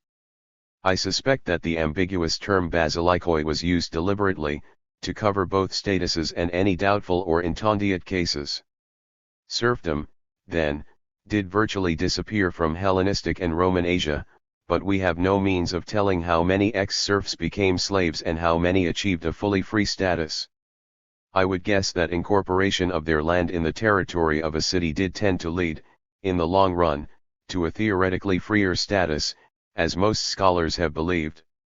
This might be expected to enable them to make a rather more effective resistance to exploitation, but, on the other hand, they would still enjoy no political rights, and indeed their finer position as serfs may have given at least some of them some traditional privileges, a limit, for example, on the rents or labor services that could be demanded of them, which would no longer apply when they achieved a technically free status. Indeed, their incorporation in what was to a certain extent a market economy and a money economy may well have led to increasing exploitation of them and to an increase in economic and social differentiation among them. I need make only a brief mention of what I may call the Roman area, that part of the Roman Empire which was not Greek according to my definition in I.2 above. Serfdom was not native to the original Roman area either, although some form of it may well have exi.stead in Etruria, see above, and n.4 below. The Romans may have preferred to treat as free at least some of those coming under their control who were in some form of serfdom. I give 3 probable examples in a note 48, one from Sicily, admittedly a Greek area in my sense. It is time now to turn to the later Roman colonate. It was only at the end of the 3rd century of our era that legislation began to be introduced, subjecting to forms of legal serfdom the whole working agricultural population of the Greco-Roman world. In outline, leasehold tenants, became serfs, bound either to their actual farms or plots or to their villages and almost as much subject to their landlords as were slaves to their masters, even though they remained technically ingenui, free men rather than slaves. Working peasant freeholders too were tied, to their villages. There were appreciable differences between different 159 groups among the working agricultural population and between different areas. For the details, which need not concern us here, see 4.3 below. As I have said before, neither in Greek nor in Latin had there been any general technical word for serf or serfdom, but the Latin word coloni, which had originally been used in the sense of farmer or colonist and during the Principate had increasingly come to mean lessee of agricultural land, was commonly used from the reign of Constantine, the early 4th century, onwards to refer to men I call serfs. From AD 342, CTHXIL.I.33, the term colonatus begins to appear, in the sense of the tied colonate, see 4.3 below. By the mid-5th century we find the Latin term adscriptusii, in opographoi or en hypographoi in Greek, employed to designate those coloni who according to my definitions were strictly serfs, see 4.3 again. Even when the serf colonate was in full swing, however, the government found it difficult if not impossible to express the legal condition of the colony satisfactorily without resorting to the terminology of slavery, which, as it realized, was not properly appropriate. I shall deal with this subject rather more fully in 4.321 below. The Emperor Justinian could show some exasperation at the difficulty he found in distinguishing between slaves and adscriptusii, see XL.Slay 8.21.1 AD 530. Earlier, in a constitution of c. 393, relating to the civil diocese of Thrace, the Emperor Theodosius I, while admitting that its coloni were legally of free status, condition ingenui, could qualify that statement by adding that they must be regarded as slaves of the very land to which they were born, servitari ipsius cui nati sunt estamentur, and he could speak of their possessor as exercising over them the power of a master, domini potestas, see XL.Lea.1.1. I need hardly add that of course it was impossible at law for land to own slaves or anything else. A fiction of that sort would surely have shocked a jurist of the classical period of Roman law, the 2nd and early 3rd centuries, who would have condemned it as the legal nonsense it was. There were other attempts, which I shall record in 4.3 below, 21, to represent the land as endowed with some mysterious legal personality of its own, and exercising compulsion. I may add that in medieval Europe we encounter from time to time assertions that everyone is either free or a service, c.e.g. Hilton, DSME 9, but by then the word service would often mean something more like serf than slave. One cannot help remembering here the brilliant passages in 2 very early works of Marx, the contribution to the critique of Hegel's philosophy of law, 1843, and the economic and philosophic manuscripts, 1844, describing the inheritor of an entailed estate as the property of that estate, inherited by the land, an attribute fettered to it, indeed the serf of landed property. MECW 111.106, 266. But Marx, of course, was fully conscious of the paradox. He was writing in a very theoretical way and with great irony, while the Roman emperors were simply giving lame excuses for a situation which they knew to be anomalous under Roman law but were trying to justify. I have gone into some detail on the question of the legal status of the colony of the later empire, as seen by the Roman government, because it brings out most forcibly the dominant role that slavery in the strict sense always played in the minds of the Roman ruling class. They may grudgingly admit that their coloni are ingenui and not slaves, but they are driven by the subject condition of the colony to apply to them all but the strictly technical terms of slavery, never simply. 160. Servi or mancipia, but servitari and similar expressions, which from the strictly legal point of view are mere metaphors. The very fact that Greco-Roman society was still, so to speak, permeated with slavery and dominated by its ideology, I would suggest, strongly affected the institutions of serfdom that developed from the 4th century onwards, cf. the last part of IV.3 below. I think it will be helpful if I speak briefly at this point about the use in Greek texts of the word perioikoi, often translated serfs, as for example in Ernest Barker's version of Aristotle's Politics and even in W. L. Newman's commentary thereon. 49. This translation is wrong. The essential characteristic of the perioikos was not at all that he was unfree, what we call a slave or serf, but that he was without political rights in the state. He would not be a slave, but he might not be a serf either. It was the Spartan perioikoi whom a Greek of the classical period would naturally think of first, when he heard the term perioikoi used, and everyone knew roughly what the status of the Spartan perioikoi was. They were certainly not unfree and they had a certain amount of self-government in their settlements, which on occasion can even be called, inaccurately, polis, see my OPW 345-6, but of course they had no political rights in the Spartan state. 50 other communities of perioikoi are known to have existed in Greece itself in the territory of Argos, Elis, and Thessaly, and outside the Greek mainland in Cyrene and Crete.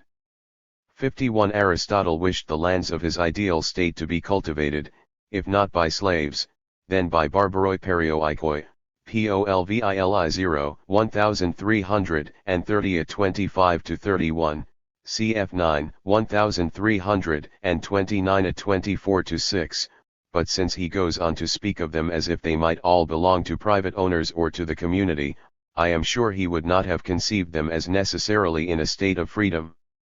Surely in his mind they would be more like serfs.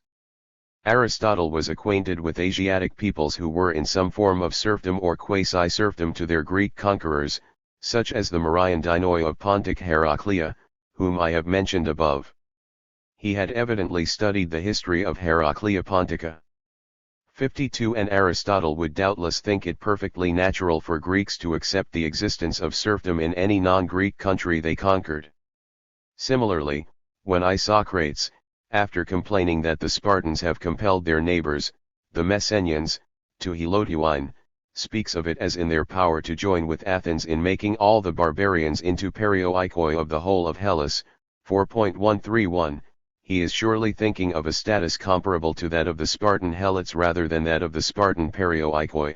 Compare his letter to King Philip II of Macedon, which I quoted above when discussing the Helots, anticipating that Philip would compel the native inhabitants of Asia to helotuine to the Greeks, e.p. Ils. Before leaving the subject of serfdom I must mention that the definition I have adopted, from the 1956 convention, of serfdom arid the serf may not appear at first sight identical with that which Marx seems to have had in mind when he used those terms, or German words of which they are legitimate English translations. In reality my conception is very similar to his. It merely lacks one element which sometimes, but not always, figures prominently in his view of serfdom. The immediate impression that emerges from some of the writings of Marx is that for him the outstanding characteristic of serfdom was labor rent, Arbeitsrent, the obligation upon a man who is in possession of his own means. 4. 161 of Productio to perform a substantial amount of labor on his lord's land. This is true in particular of Marx's main discussion of labor rent, in Capital 111.790-4, equals mu xxv.798-802, from which I have quoted elsewhere. It is one of the most important passages Marx ever wrote. At one point there he seems to be giving a brief description of serfs as those subject to enforced labor, Cap 111.793. Whenever Marx wrote of serfdom, he was probably thinking primarily of a typical situation in Europe, involving, as he puts it, the peasant serf, such as he, I might say, until yesterday existed in the whole east of Europe. This peasant worked, for example, 3 days for himself on his own field or the field allotted to him, and the 3 subsequent days he performed compulsory and gratuitous labor on the estate of his lord. His price and profit 9, in Mess W 211, cf. Cap 3 790. I feel myself that the existence of labor rent would tend to make the tenant more subservient to his landlord, especially in an economy where slave labor was not uncommon, for the tenant would be working directly under the orders of the landlord or his agent, actor, procurator, and might well become, in the eyes of the overseer, hardly distinguishable from a slave. Now if labor rent, in the form of substantial personal service on the lord's land, is indeed an essential characteristic of the serf, then serfdom could hardly be said to have existed at all in antiquity, for there is no proof of the yielding of labor rent on any substantial scale in the whole Greek or Roman world until a very late date, in the 6th century, when the Ravenna papyri disclose the existence of regular labor services for several days a week, whereas at other times and places in the ancient world we find at most only a few days' service a year, as in a famous series of inscriptions from North Africa, see 4.2 below and its NN.16-19. Yet, after all, the giving of actual labor service does not seem to have been, for Marx, a necessary feature of serfdom, for he can say of the man he calls, in English, a self-sustaining serf, a direct producer who is not free, but is subject to a direct relation of lordship and servitude, that his lack of freedom may be reduced from serfdom with enforced labor Leibeschanschaft mit Fronarbeit to a mere tributary relationship, presumably the payment of an ordinary rent in money or kind, cap 111.790. And after distinguishing the serf from the slave, who works under alien conditions of production and not independently, he says of the serf that conditions of personal dependence are requisite, a lack of personal freedom, no matter to what extent, and being tied to the soil as its accessory, bondage horricide in the true sense of the word, Ibid 791, my italics, mu xxv 799. Similarly, in the economic and philosophic manuscripts of 1844 Marx could say of the serf that he is the adjunct of the land, MECW 111.266, and in wage labor and capital that he belongs to the land, MECW 9.203. In the Grundriss he speaks of the worker in the serf relation as an appendage of the soil Zubhorder Erdi, exactly like draft cattle, 368 equals ET. 465. In the first volume of Das Kapital, mu XXII.743, Marx describes the emergence of the wage laborer under capitalism as taking place after he had ceased being attached to the soil and Leibeigen oder Horig to another person. The standard English translation misleadingly renders the German words I have just quoted by slave, serf, or bondsman, cap 1.715. Although Marx sometimes uses the terms Leibeigen and Horig in a general sense of being subject to and dependent upon someone else and under his control, the words attached to 162. The soil, and die Schule gefesselt, prove beyond question that he was thinking here of the man I am calling a serf. So I think Marx would have accepted the man I have defined as a serf under that designation. Indeed, in a footnote in volume I of Capital, 717-18 N.2, referring to the situation in Silesia in the late 18th century, he can use the expression die serfs which in Musi 8.745 N.191 is explained as Leibeschanen. For such a condition he normally employs the term Leibeschanschaft, but sometimes Horrigkeit, apparently as an alternative name for the same status. 53. A passage in which he dwells upon the condition of the serf of medieval and modern times is cap 1.235-8, equals Musi 8.250-4. Here he speaks again and again of Leibeschanschaft and Fronarbeit. I need only add that of course we must not take the use of the word serf and serfdom to imply any necessary connection with feudalism, even if we regard feudalism as necessarily involving forms of serfdom, cf 4v below. This point is made explicitly in a letter from Engels to Marx dated December 22, 1882. After expressing his pleasure at the fact that he and Marx are in agreement on the history of Leibeschaft, Engels continues, "It is certain that Leibeschaft and Horigkeit are not a peculiarly medieval feudal form, we find them everywhere, or nearly everywhere, in places where conquerors have the land cultivated for them by the old inhabitants, e.g. very early in Thessaly." Engels was of course thinking of the Penasti, of whom I have spoken briefly above. He and many others, he adds, had been misled by this about Mittelaltersknechtschafft, medieval servitude. One was much too inclined to base it simply on conquest. This letter of Engels is unfortunately omitted from MESC in the English version I normally refer to, of 1956, but it can be found on pages 411-12 of an earlier English edition, of 1936, which has a different selection of letters. The German text is in Mega 3.4.587 and Mu XXXV. 137, 3. Debt bondage. I said earlier that debt bondage was a common phenomenon in the Greek world, and we must not make the mistake of supposing that many other cities followed the example of Athens and abolished it entirely. As far as I know, we cannot name any other single city which certainly did away with debt bondage, and it is quite likely that many allowed even actual enslavement of defaulting debtors.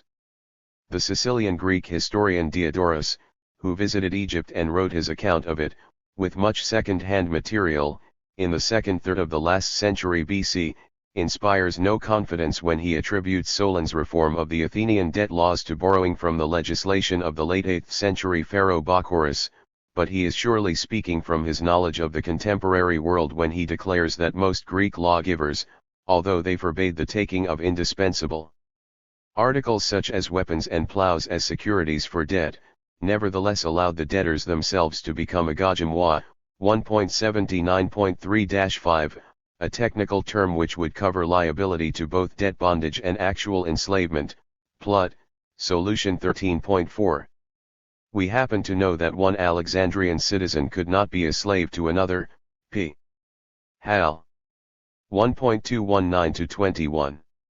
Some other Greek cities evidently had the same rule as early Rome, that a citizen who was enslaved must be sold abroad, at Rome, trans Tiberim, but we cannot be sure that this rule was universal. See Finlay, SSAG 173-4. I think it virtually certain that forms of debt bondage existed at all times in the great majority of Greek cities.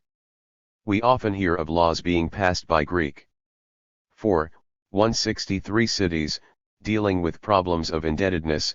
Asheri, LGPD, 1969, discusses 40 known examples in the half-millennium between 594/3 and 86/5 BC. Just as Latin words like servetus and servire were sometimes used, as we shall see presently, to mean either the merely temporary servitude of a free man in debt bondage or the condition of a peasant serf who was free only in the sense that he was not technically a slave, so in Greek we find applied to those in debt bondage words, even doulos, which ought to be reserved for the slave, as well as those which are most often applied to slaves, e.g. somata, literally bodies. A fragment of Menander shows how wary we must be. Deos, in The Hero, asked if the girl he loves is a dowel, a slave, replies, well, yes, in a sort of way, hudos, hisike, tropontina, and he goes on to explain that she and her brother are serving to work off a debt, Hero 18-40, especially 20. This is evidently conceived as happening in Attica, for the setting of the play is the Athenian deme pf Pteleia, line 22, but we must remember that all Menander's plays were produced in the generation following the destruction in 322 of the 5th/4th century Athenian democracy, when forms of debt bondage could well have crept in and even received at least tacit legal recognition. CFV.3 below. Point 54. Some of our texts from the classical period, if taken literally, suggest that in some Greek Cities. The consequence of defaulting on a debt might be actual enslavement or the sale of one's children, c.e.g. Lis. 12.98, I Sacre. 14.48, AR, Pluto 147 to 8.55. I doubt if Aristophanes, in the Acharnians, 729 to 835, would have represented his Megarion as asexually trying to sell his two daughters, who would then, of course, become the slaves of the buyer, unless such things were known to happen in the Greek world, even perhaps in places where they were contrary to law. According to Herodotus, writing in the third quarter of the 5th century, the Thracians, who were of course a non-Greek people, and incidentally provided classical Greece with more slaves than any other barbarian race, had a custom of selling their children abroad, v.6.1, and over 600 years later Philostratus attributes to the Phrygians of Asia Minor, by then largely Hellenist, a similar practice of selling their children, Vita Apollon. 8.7. In both cases the sales are represented as outright, and although nothing is said of debt, we may suspect that usually the children would be sold as a substitute for the enslavement or debt bondage of the parents. Diodorus says that the Gauls would give Italian merchants a boy, pays, as a slave, of course, in exchange for a jar of wine, but he gives as a reason not debt but the Gauls' love of wine and the accustomed avarice of the Italian merchants, v.26.4. Arrest and imprisonment for debt seem to have been common in the cities of the Achaean League in the mid-2nd century, Polyb. 38.11.10, BC. 147-6. At Temnus in Asia Minor, in the last century BC, we hear from Cicero of a man named Heracles becoming addictus to his surety, Hermippus, who had to discharge his debt, cic. Pro Flac 42,46-50, especially 48-9. Although addictio was also an institution of Roman law, mentioned below, entitling a creditor to seize his judgment debtor and imprison him or, in practice, make him work for him, it seems equally likely that this case would have been regulated by the local law of Temnus. The practice of seizure and imprisonment for debt was still rife in Egypt in AD 68, as shown by the famous edict of Tiberius Julius Alexander, the Roman prefect, to which I shall return presently. And Plutarch, around AD 100, could speak of debtors being actually sold by 164. Their creditors, Mor 82 GE, and of others who fled for sanctuary to the temple of Artemis in Ephesus, 828 D, evidently to save themselves from seizure. The passages I have just referred to come from an invective against borrowing, usually known by the Latin translation of its title, Divitando ere alieno, more. 827 D 832a. In this work Plutarch, 828f, shows a pathetic inability to grasp the significance for the poor man of the law of Solon to which I have already alluded. At one point, too, he can remark that nobody lends to the poor man, 830d, while at another he says, do you possess nothing? Don't borrow, for you won't be able to repay, 829. In a passage which is almost unique in Greek literature in proffering advice to the very poor man on how to maintain himself, 830ab, Plutarch tells him to gain a living by teaching reading and writing, grammatodidaskan, by acting as pedagogus, which involved taking children to school, an action normally performed by slaves, by being a doorkeeper, thyreron, another activity almost monopolized by slaves, or by going in for sailing, pleon, or the coasting trade, peripleon, anything rather than becoming a borrower, for Plutarch well knew what that was likely to lead to. I shall return to this passage in section 6 of this chapter, dealing with hired labor. Those who are familiar with the New Testament will remember the parable of the unmerciful servant, in MT 18.23-34, where Jesus, thinking as he always did in terms of the Cura of Palestine, see 7.4 below, is giving a vivid picture of the kind of thing that might well happen to someone who defaulted on a debt to a member of the family of Herod. The slave, he is called doulos in the Greek, who owes his master, a king,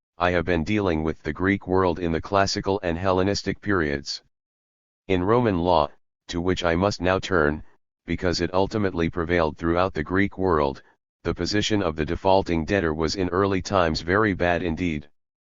His creditors might keep him in chains, and ultimately, according to the most probable interpretation of a laconic provision of the Law of the 12 Tables, 111.6, they might cut his body in pieces and divide the parts among themselves. FIRA 12.33-4, there is an English translation in 10 Argentine pesos, cf. 14. Other interpretations have been suggested, but the ancient writers who are known to have mentioned this law, even if they were shocked by it, all took it in the literal sense, which I have accepted. Quintilian, Tertullian, Cassius Dio, and especially Aulus Gellius, who may well be conveying the opinions of a leading 2nd century jurist, Sextus Caecilius Africanus, represented by Gellius as praising the wholesome severity of the law in question, NAXX.I.19, 39-55. The wealthy Roman regarded a defaulting debtor who had been driven to borrow because of dire need, rather than for some speculative or luxurious purpose, almost as a kind of criminal.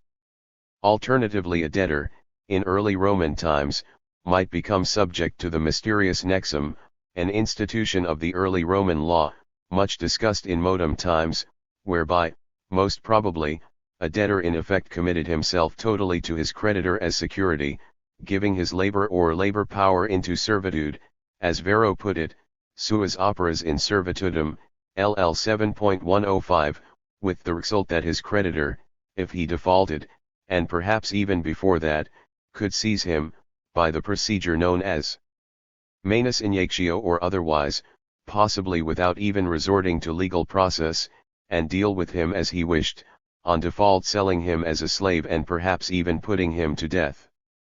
59 Historians are often content to say that nexum was abolished by the Lex Poet Elia of, probably, 326 BC. And so indeed it may have been, in its full original form, but the position of the defaulting debtor remained precarious in the extreme. Modern Roman lawyers and historians usually say very little about his plight. I have found no account in the last half-century to equal the fundamental study by Friedrich von Woese in 1922, PCBRR, which showed beyond 166. Doubt that in practice what is commonly called personal execution, that is to say, seizure by a creditor, always remained in the forefront as a means of coercing a defaulting debtor. This was also the position taken some 30 years earlier by Ludwig Matthias, in his great work, quoted here as RUV, Reichsrecht und Volksrecht in den östlichen Provinzen der Römischen Kaiserreichs, 1891, 418-58, especially 442-4, 450 on the Principate, and 450-8 on the later Empire. Point 60 Von Woese understood particularly well the nature of the Roman state and its law, as an instrument of the propertied classes. For the propertyless, he realized, the state couldn't care less, der antike Staat ist ein Klassenstate, der nur für die Verrendenskikten Interesse hat, das Schicksal der Besitzlosen ist ihm herzlich gleichgültig, PCBRR 518. Well before the end of the Roman Republic a procedure had been devised known as bonarum venditio, the selling up of the whole of an insolvent debtor's property. Point 61 This, however, was not at all a benefit to the debtor, but rather an added penalty, as it did not to prevent personal execution against the debtor himself or his being subsequently sued for anything that might still remain owing, and it also involved disgrace, infamia, and was regarded as a great misfortune, see especially CIC. CROIX 48-51, characteristically exaggerated as the passage is. The procedure known as cessio bonorum, instituted by Julius Caesar or Augustus 62, enabled some few debtors to escape personal execution, and infamia, by ceding all or most of their property towards discharge of their debts, and thus avoid being adjudged to their creditors and dragged off to prison. 63 The earliest surviving imperial constitution I can find which refers to cessio bonorum shows that that is precisely what the alternative was. The cession of property is a beneficium, a privilege, nei adicati di trahantur in carcerum, c7.lc.l, of AD 223. But cessio bonorum was permissible, it seems, only for a man whose default was not blameworthy and was due to misfortune. Fire, theft, and shipwreck are mentioned, Seneca, de Benef. 7.16.3, cth4.xx.1, see especially von Woese, PCBRR 505-10. Papyri show that it might be available in principle even to a poor man, 64 but such a person would surely be much less likely than a man of substance to be granted the privilege, and ex hypothesi it would be of no use to the property-less. A greater privilege, the appointment, by the praetor in Rome or by the provincial governor, of a special curator, to carry out distractio bonorum, the sale of enough of the debtor's property to satisfy his creditors, was available, at least before Justinian's day, only to an insolvent who was a person of great consequence, a clara persona, the examples given by Gaius, in Dig. XXVII.X.5, are a senator or his wife. It did not involve infamia. Recent standard works on Roman law, however much they may disagree about the technical details of manus injectio, addictio, and the actio iudicati, leave no doubt that in the Roman world personal execution never ceased to exist. As Schultz says, the plaintiff was permitted to take the defendant home and to keep him there until the judgment was fulfilled. This execution on the person existed throughout the whole classical period of Roman law, roughly the 2nd century and the first half of the 3rd, though it is but rarely mentioned in our sources. Some rules of classical law remain unintelligible if one does not remember this form of execution, CRL 26-7.65. 4. 167 We hear of men referred to in Latin as aberarii or aberati in several different parts of the Greco-Roman world who are evidently being made to labor under burdensome conditions as a result of having defaulted on debts, which of course may include rents. 66 And a number of isolated texts strongly suggest that creditors often imposed very harsh conditions on defaulting debtors, including tenants, making them work almost like slaves in order to discharge their liabilities. 61 Later evidence shows the prohibition of imprisonment of private debtors in the well-known edict of Tiberius Julius Alexander, prefect of Egypt in 68, to have been essentially a piece of propaganda for the new regime of the Emperor Galba and a mere flash in the pan. 68 Personal execution in Egypt in particular remained ineradicable and pertinacious, as Metius insisted, RUV 55, 59, 447-50.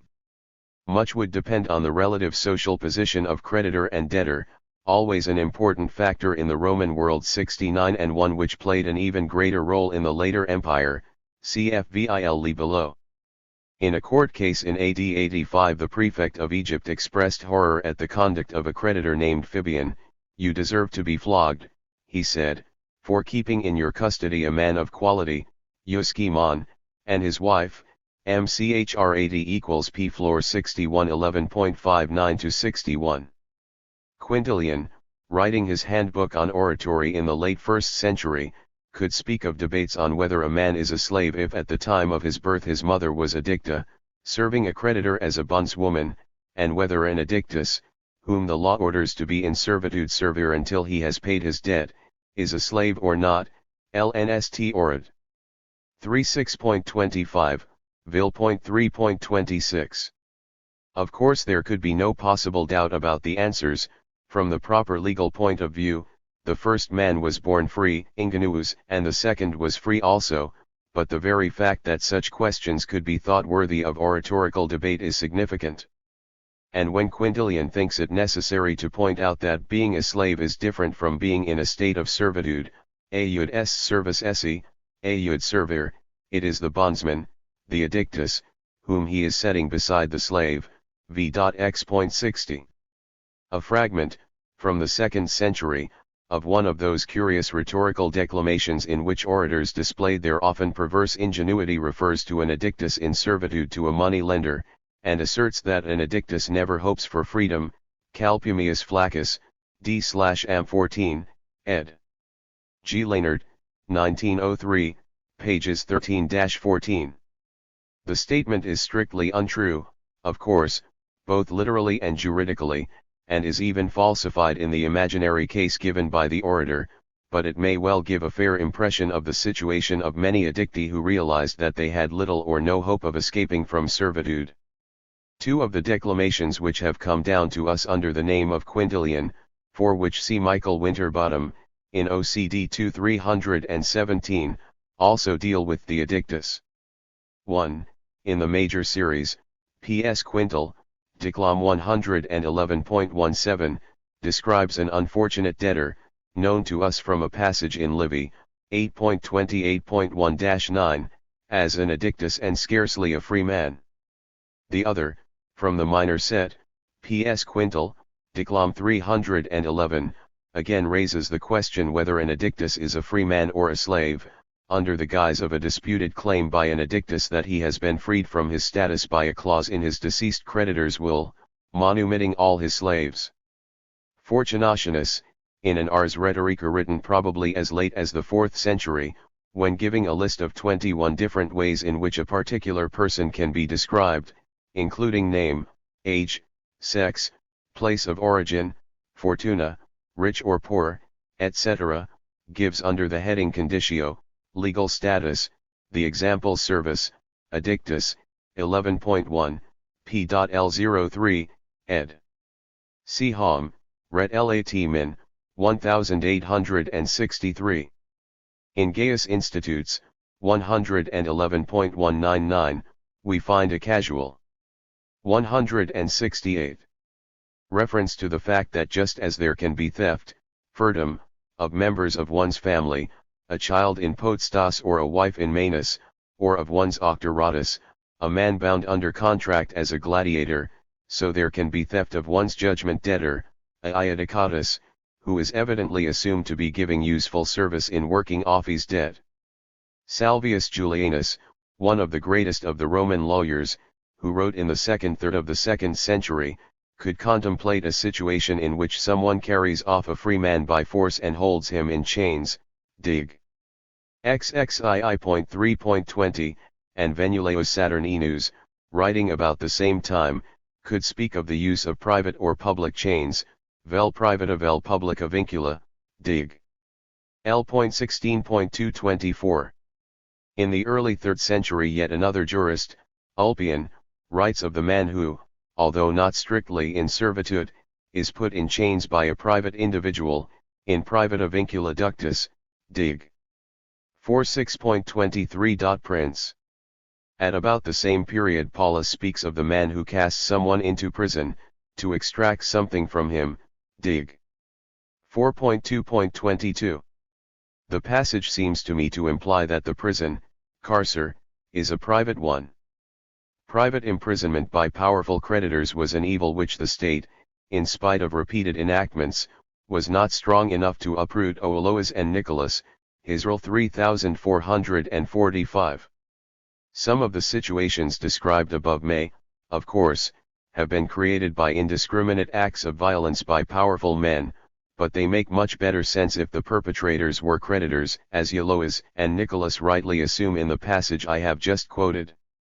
It is true that the creditor who seized his judgment debtor had no explicit legal right to make him work off his debt. But what would be the point of merely seizing a defaulting debtor and incurring the expense of keeping him in idleness, except perhaps when he was believed to have concealed assets? The edictus or iudicatus, to whom the word servir could be applied in popular speech, see above, must normally have been constrained to work for his judgment creditor, if only to save himself from the even more unpleasant alternative of incarceration and chains, with only just enough food to keep him alive. Most of the texts concerning personal execution that I have quoted so far come from the Principate. In the later empire the position of the lower classes deteriorated further, and laws passed to give some protection to the humble were if anything disregarded with even greater impunity by the powerful, the potents or potentiores, whom the Severan lawyer Callistratus evidently had in mind when he wrote, in the early 3rd century, of the man who is kept in chains, potentior 6 oppresses, dig. 4:6. 9, and again when he recorded that taking refuge at a statue of the emperor was permitted, as an exception, to a man escaping from chains, or who had been detained in custody by potentiores, dig. XL 8. 19.287.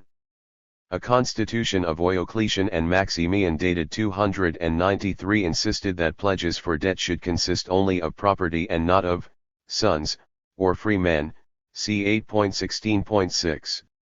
Another constitution of the same emperors in the following year stated that the laws do not permit liberos to be in servitude servirge for debt to creditors, see 4.x.12. Whether these lahyri are to be conceived as free men who had become the bondsmen of their creditors, or had even tried to sell themselves into slavery, or whether they are children whose parents are being forbidden to commit them to bondage, for the Latin word could refer to either category, is hardly clear, ceg mitius, RUV 363 to 4451 and N.3, 456. In the later empire, in spite of a series of imperial laws positively forbidding the existence of private prisons, c. 9.v.ln 2, AD 486 and 529, 10. 4. 169 large landowners openly maintained such prisons, where defaulters could be coerced, along with other undesirables and criminals. More is known about this practice from Egypt than elsewhere, see Hardy, Lebe 67-71. One papyrus reveals that on a particular day in c. 538 there were no fewer than 139 persons in the estate prison of the Apian family at Oxyrhynchus, Sci 953.37,54-60. Many if not most of them are likely to have been debtors.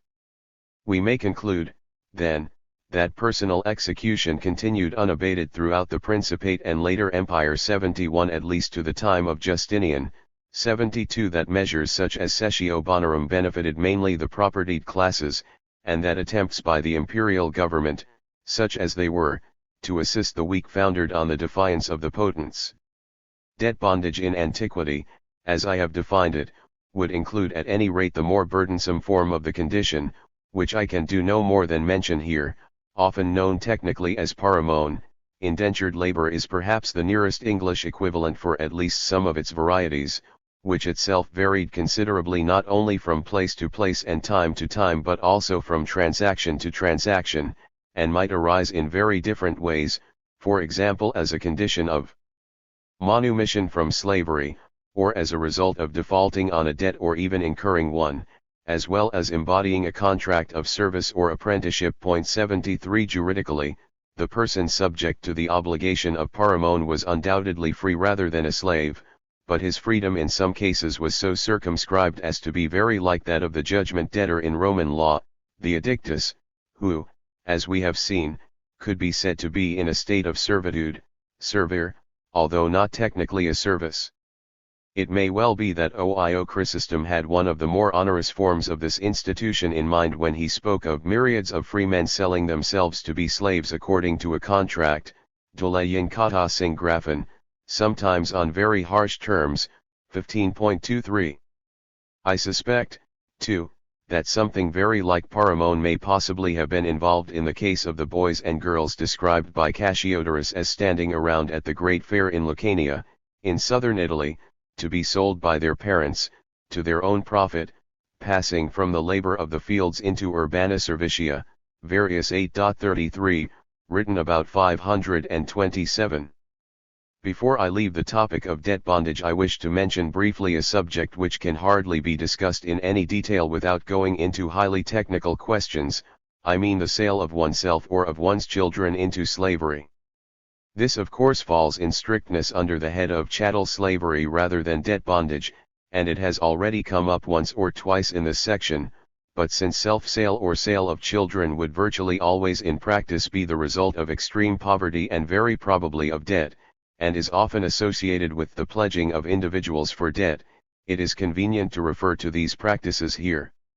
The situation before the Roman conquest of the Greek world is so poorly known that it is best for us to confine ourselves to the Roman period, merely noticing that the enslavement of freemen seems to have been possible in many places in the Greek East before they became subject to Rome, see above, and Matthias, RUV 357-72. In legal theory a free person could not in general become a slavii on Roman territory. But certain exceptions existed at various times even in strict law, quite apart from the enslavement resulting from certain types of sentence for crime, such as condemnation to the mines or quarries. In particular, 170. The sale of newborn children, sanguinolenti, 74 was sanctioned at least from Constantine's time, Fram. Vat 34, of AD 313, and perhaps earlier, cthv.x.1 of 319 or 329, referring to the Statuta Priorum Principum. Whether or not the sale of older children was ever legally permitted, it certainly occurred as a result of poverty and debt,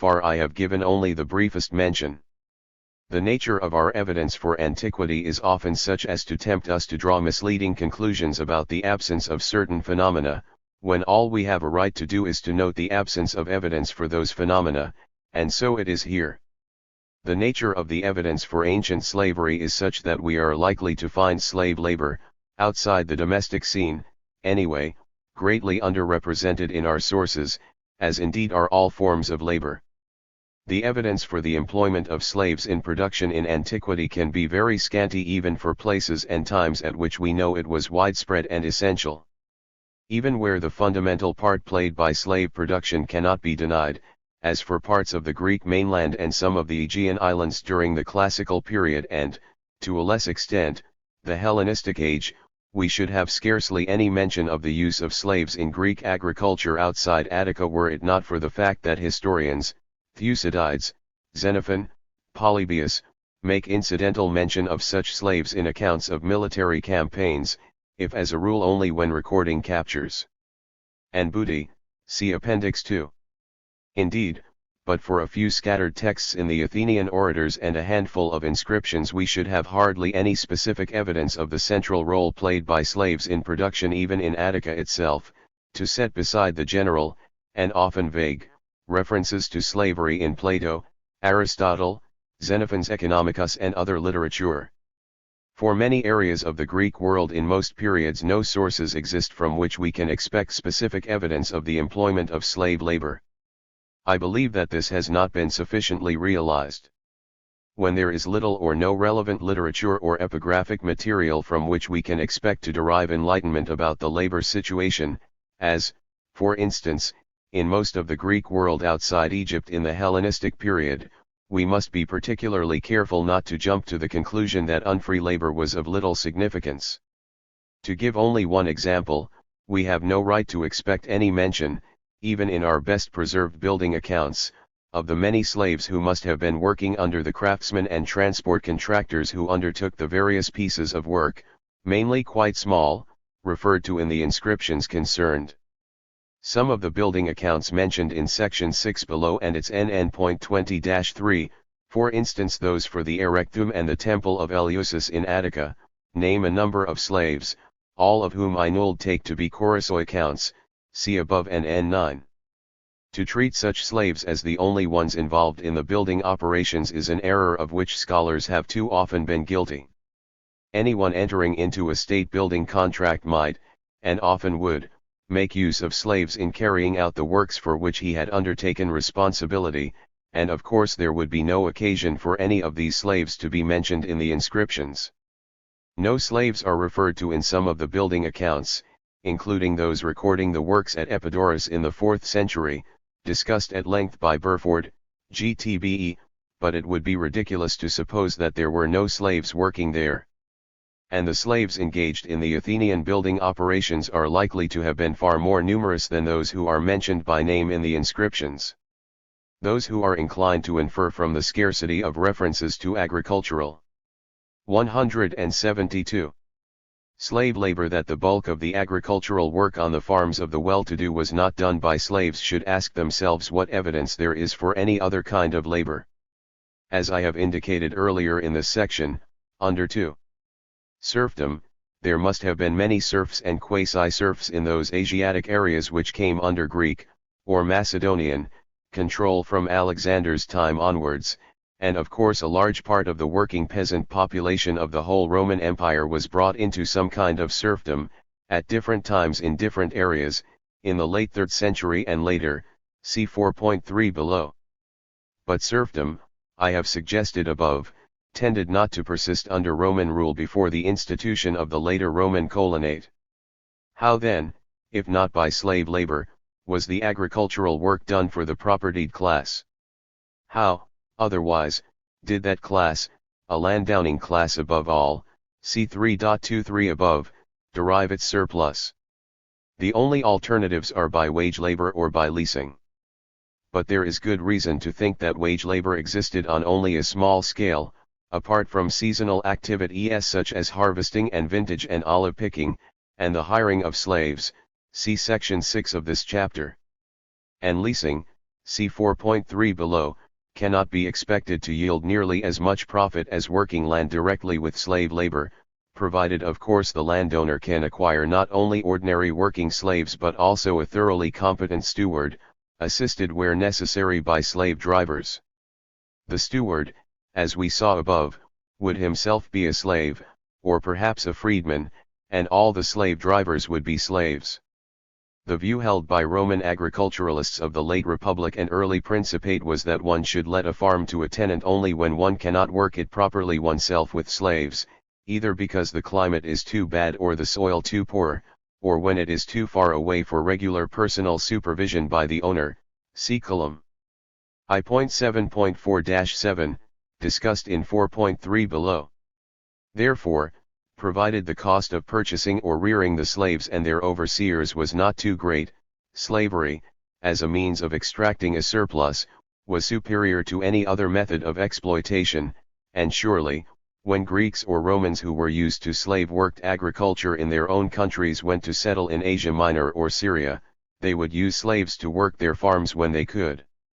An exception might be furnished by some local form of serfdom, or of quasi-serfdom, insofar as the workers concerned could be kept in that condition by their Greek masters, but it looks as if these local peculiarities were usually not long-lasting, serfdom, as I have said, not being an institution that flourished under Greek or Roman rule until the introduction of the later Roman colonate.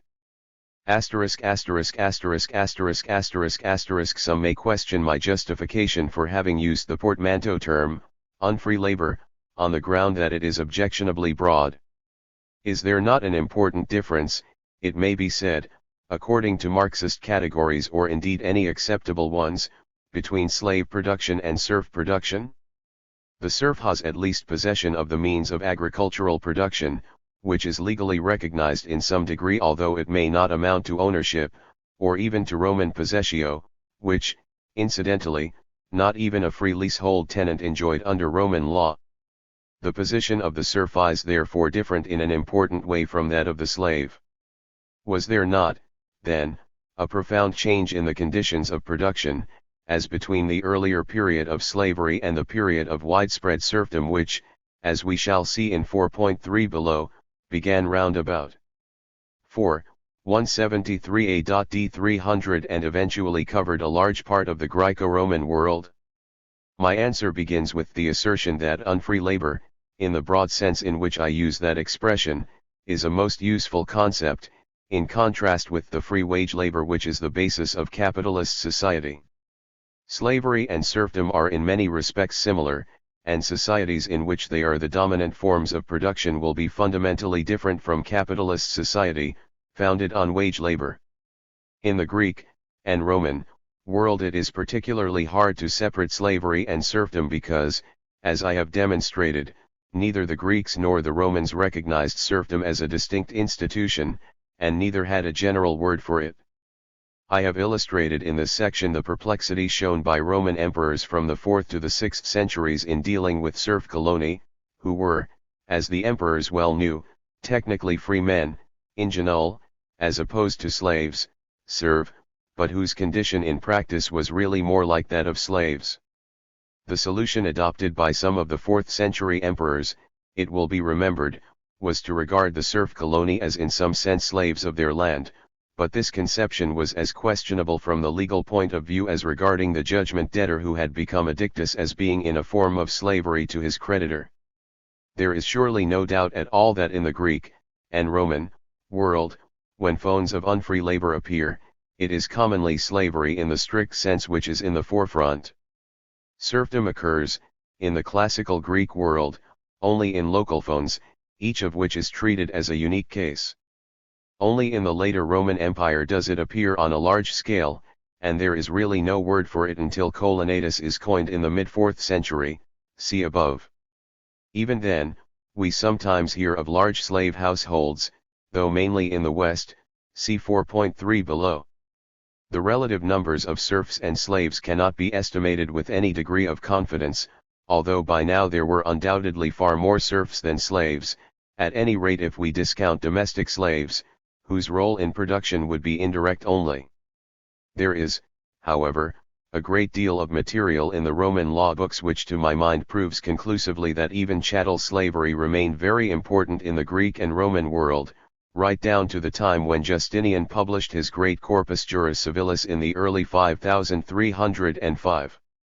I suspect that the continued existence of slave and freedman managers, see above, even when slavery was far less important at lower levels than it had been, may be partly responsible for the frequent references to slavery in the corpus.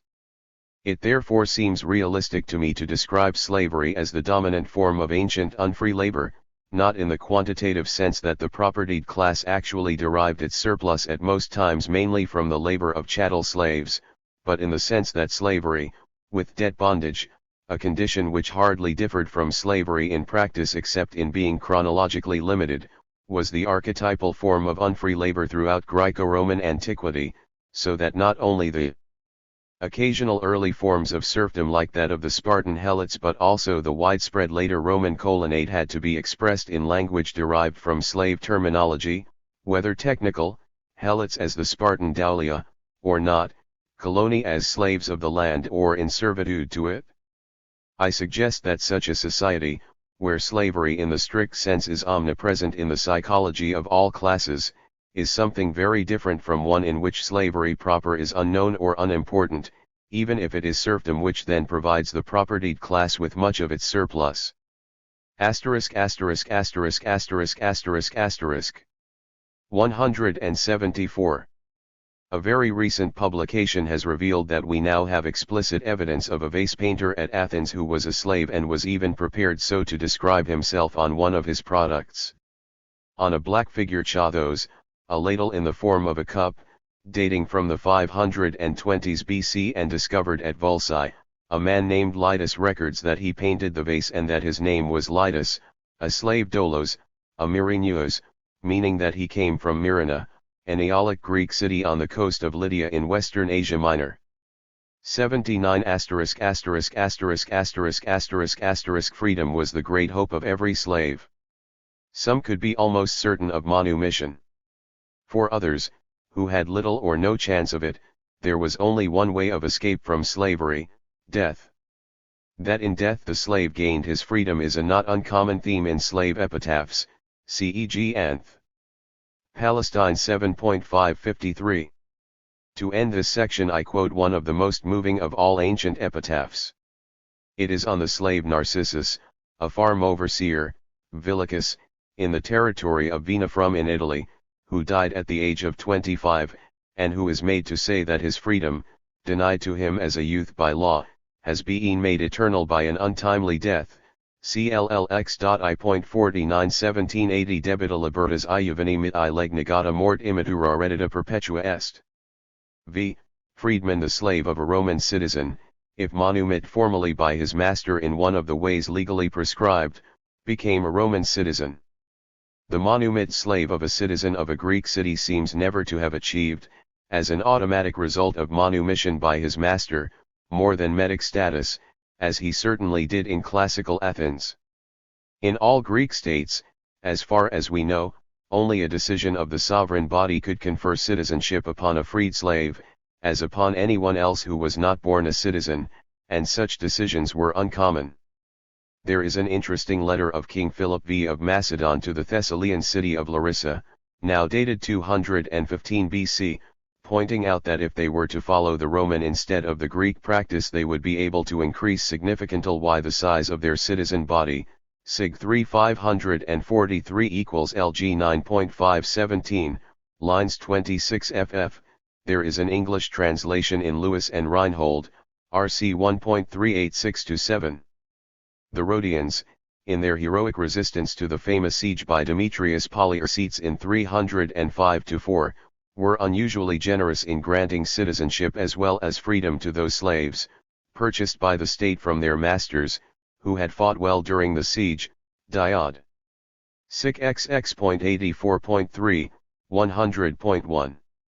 At Athens, citizenship was occasionally conferred by a special grant of the assembly upon ex-slaves for services rendered, as upon Passion in the first quarter of the 4th century BC and upon his former slave Phormio in 361/0, see Davies, APF 427 ff, especially 430,436.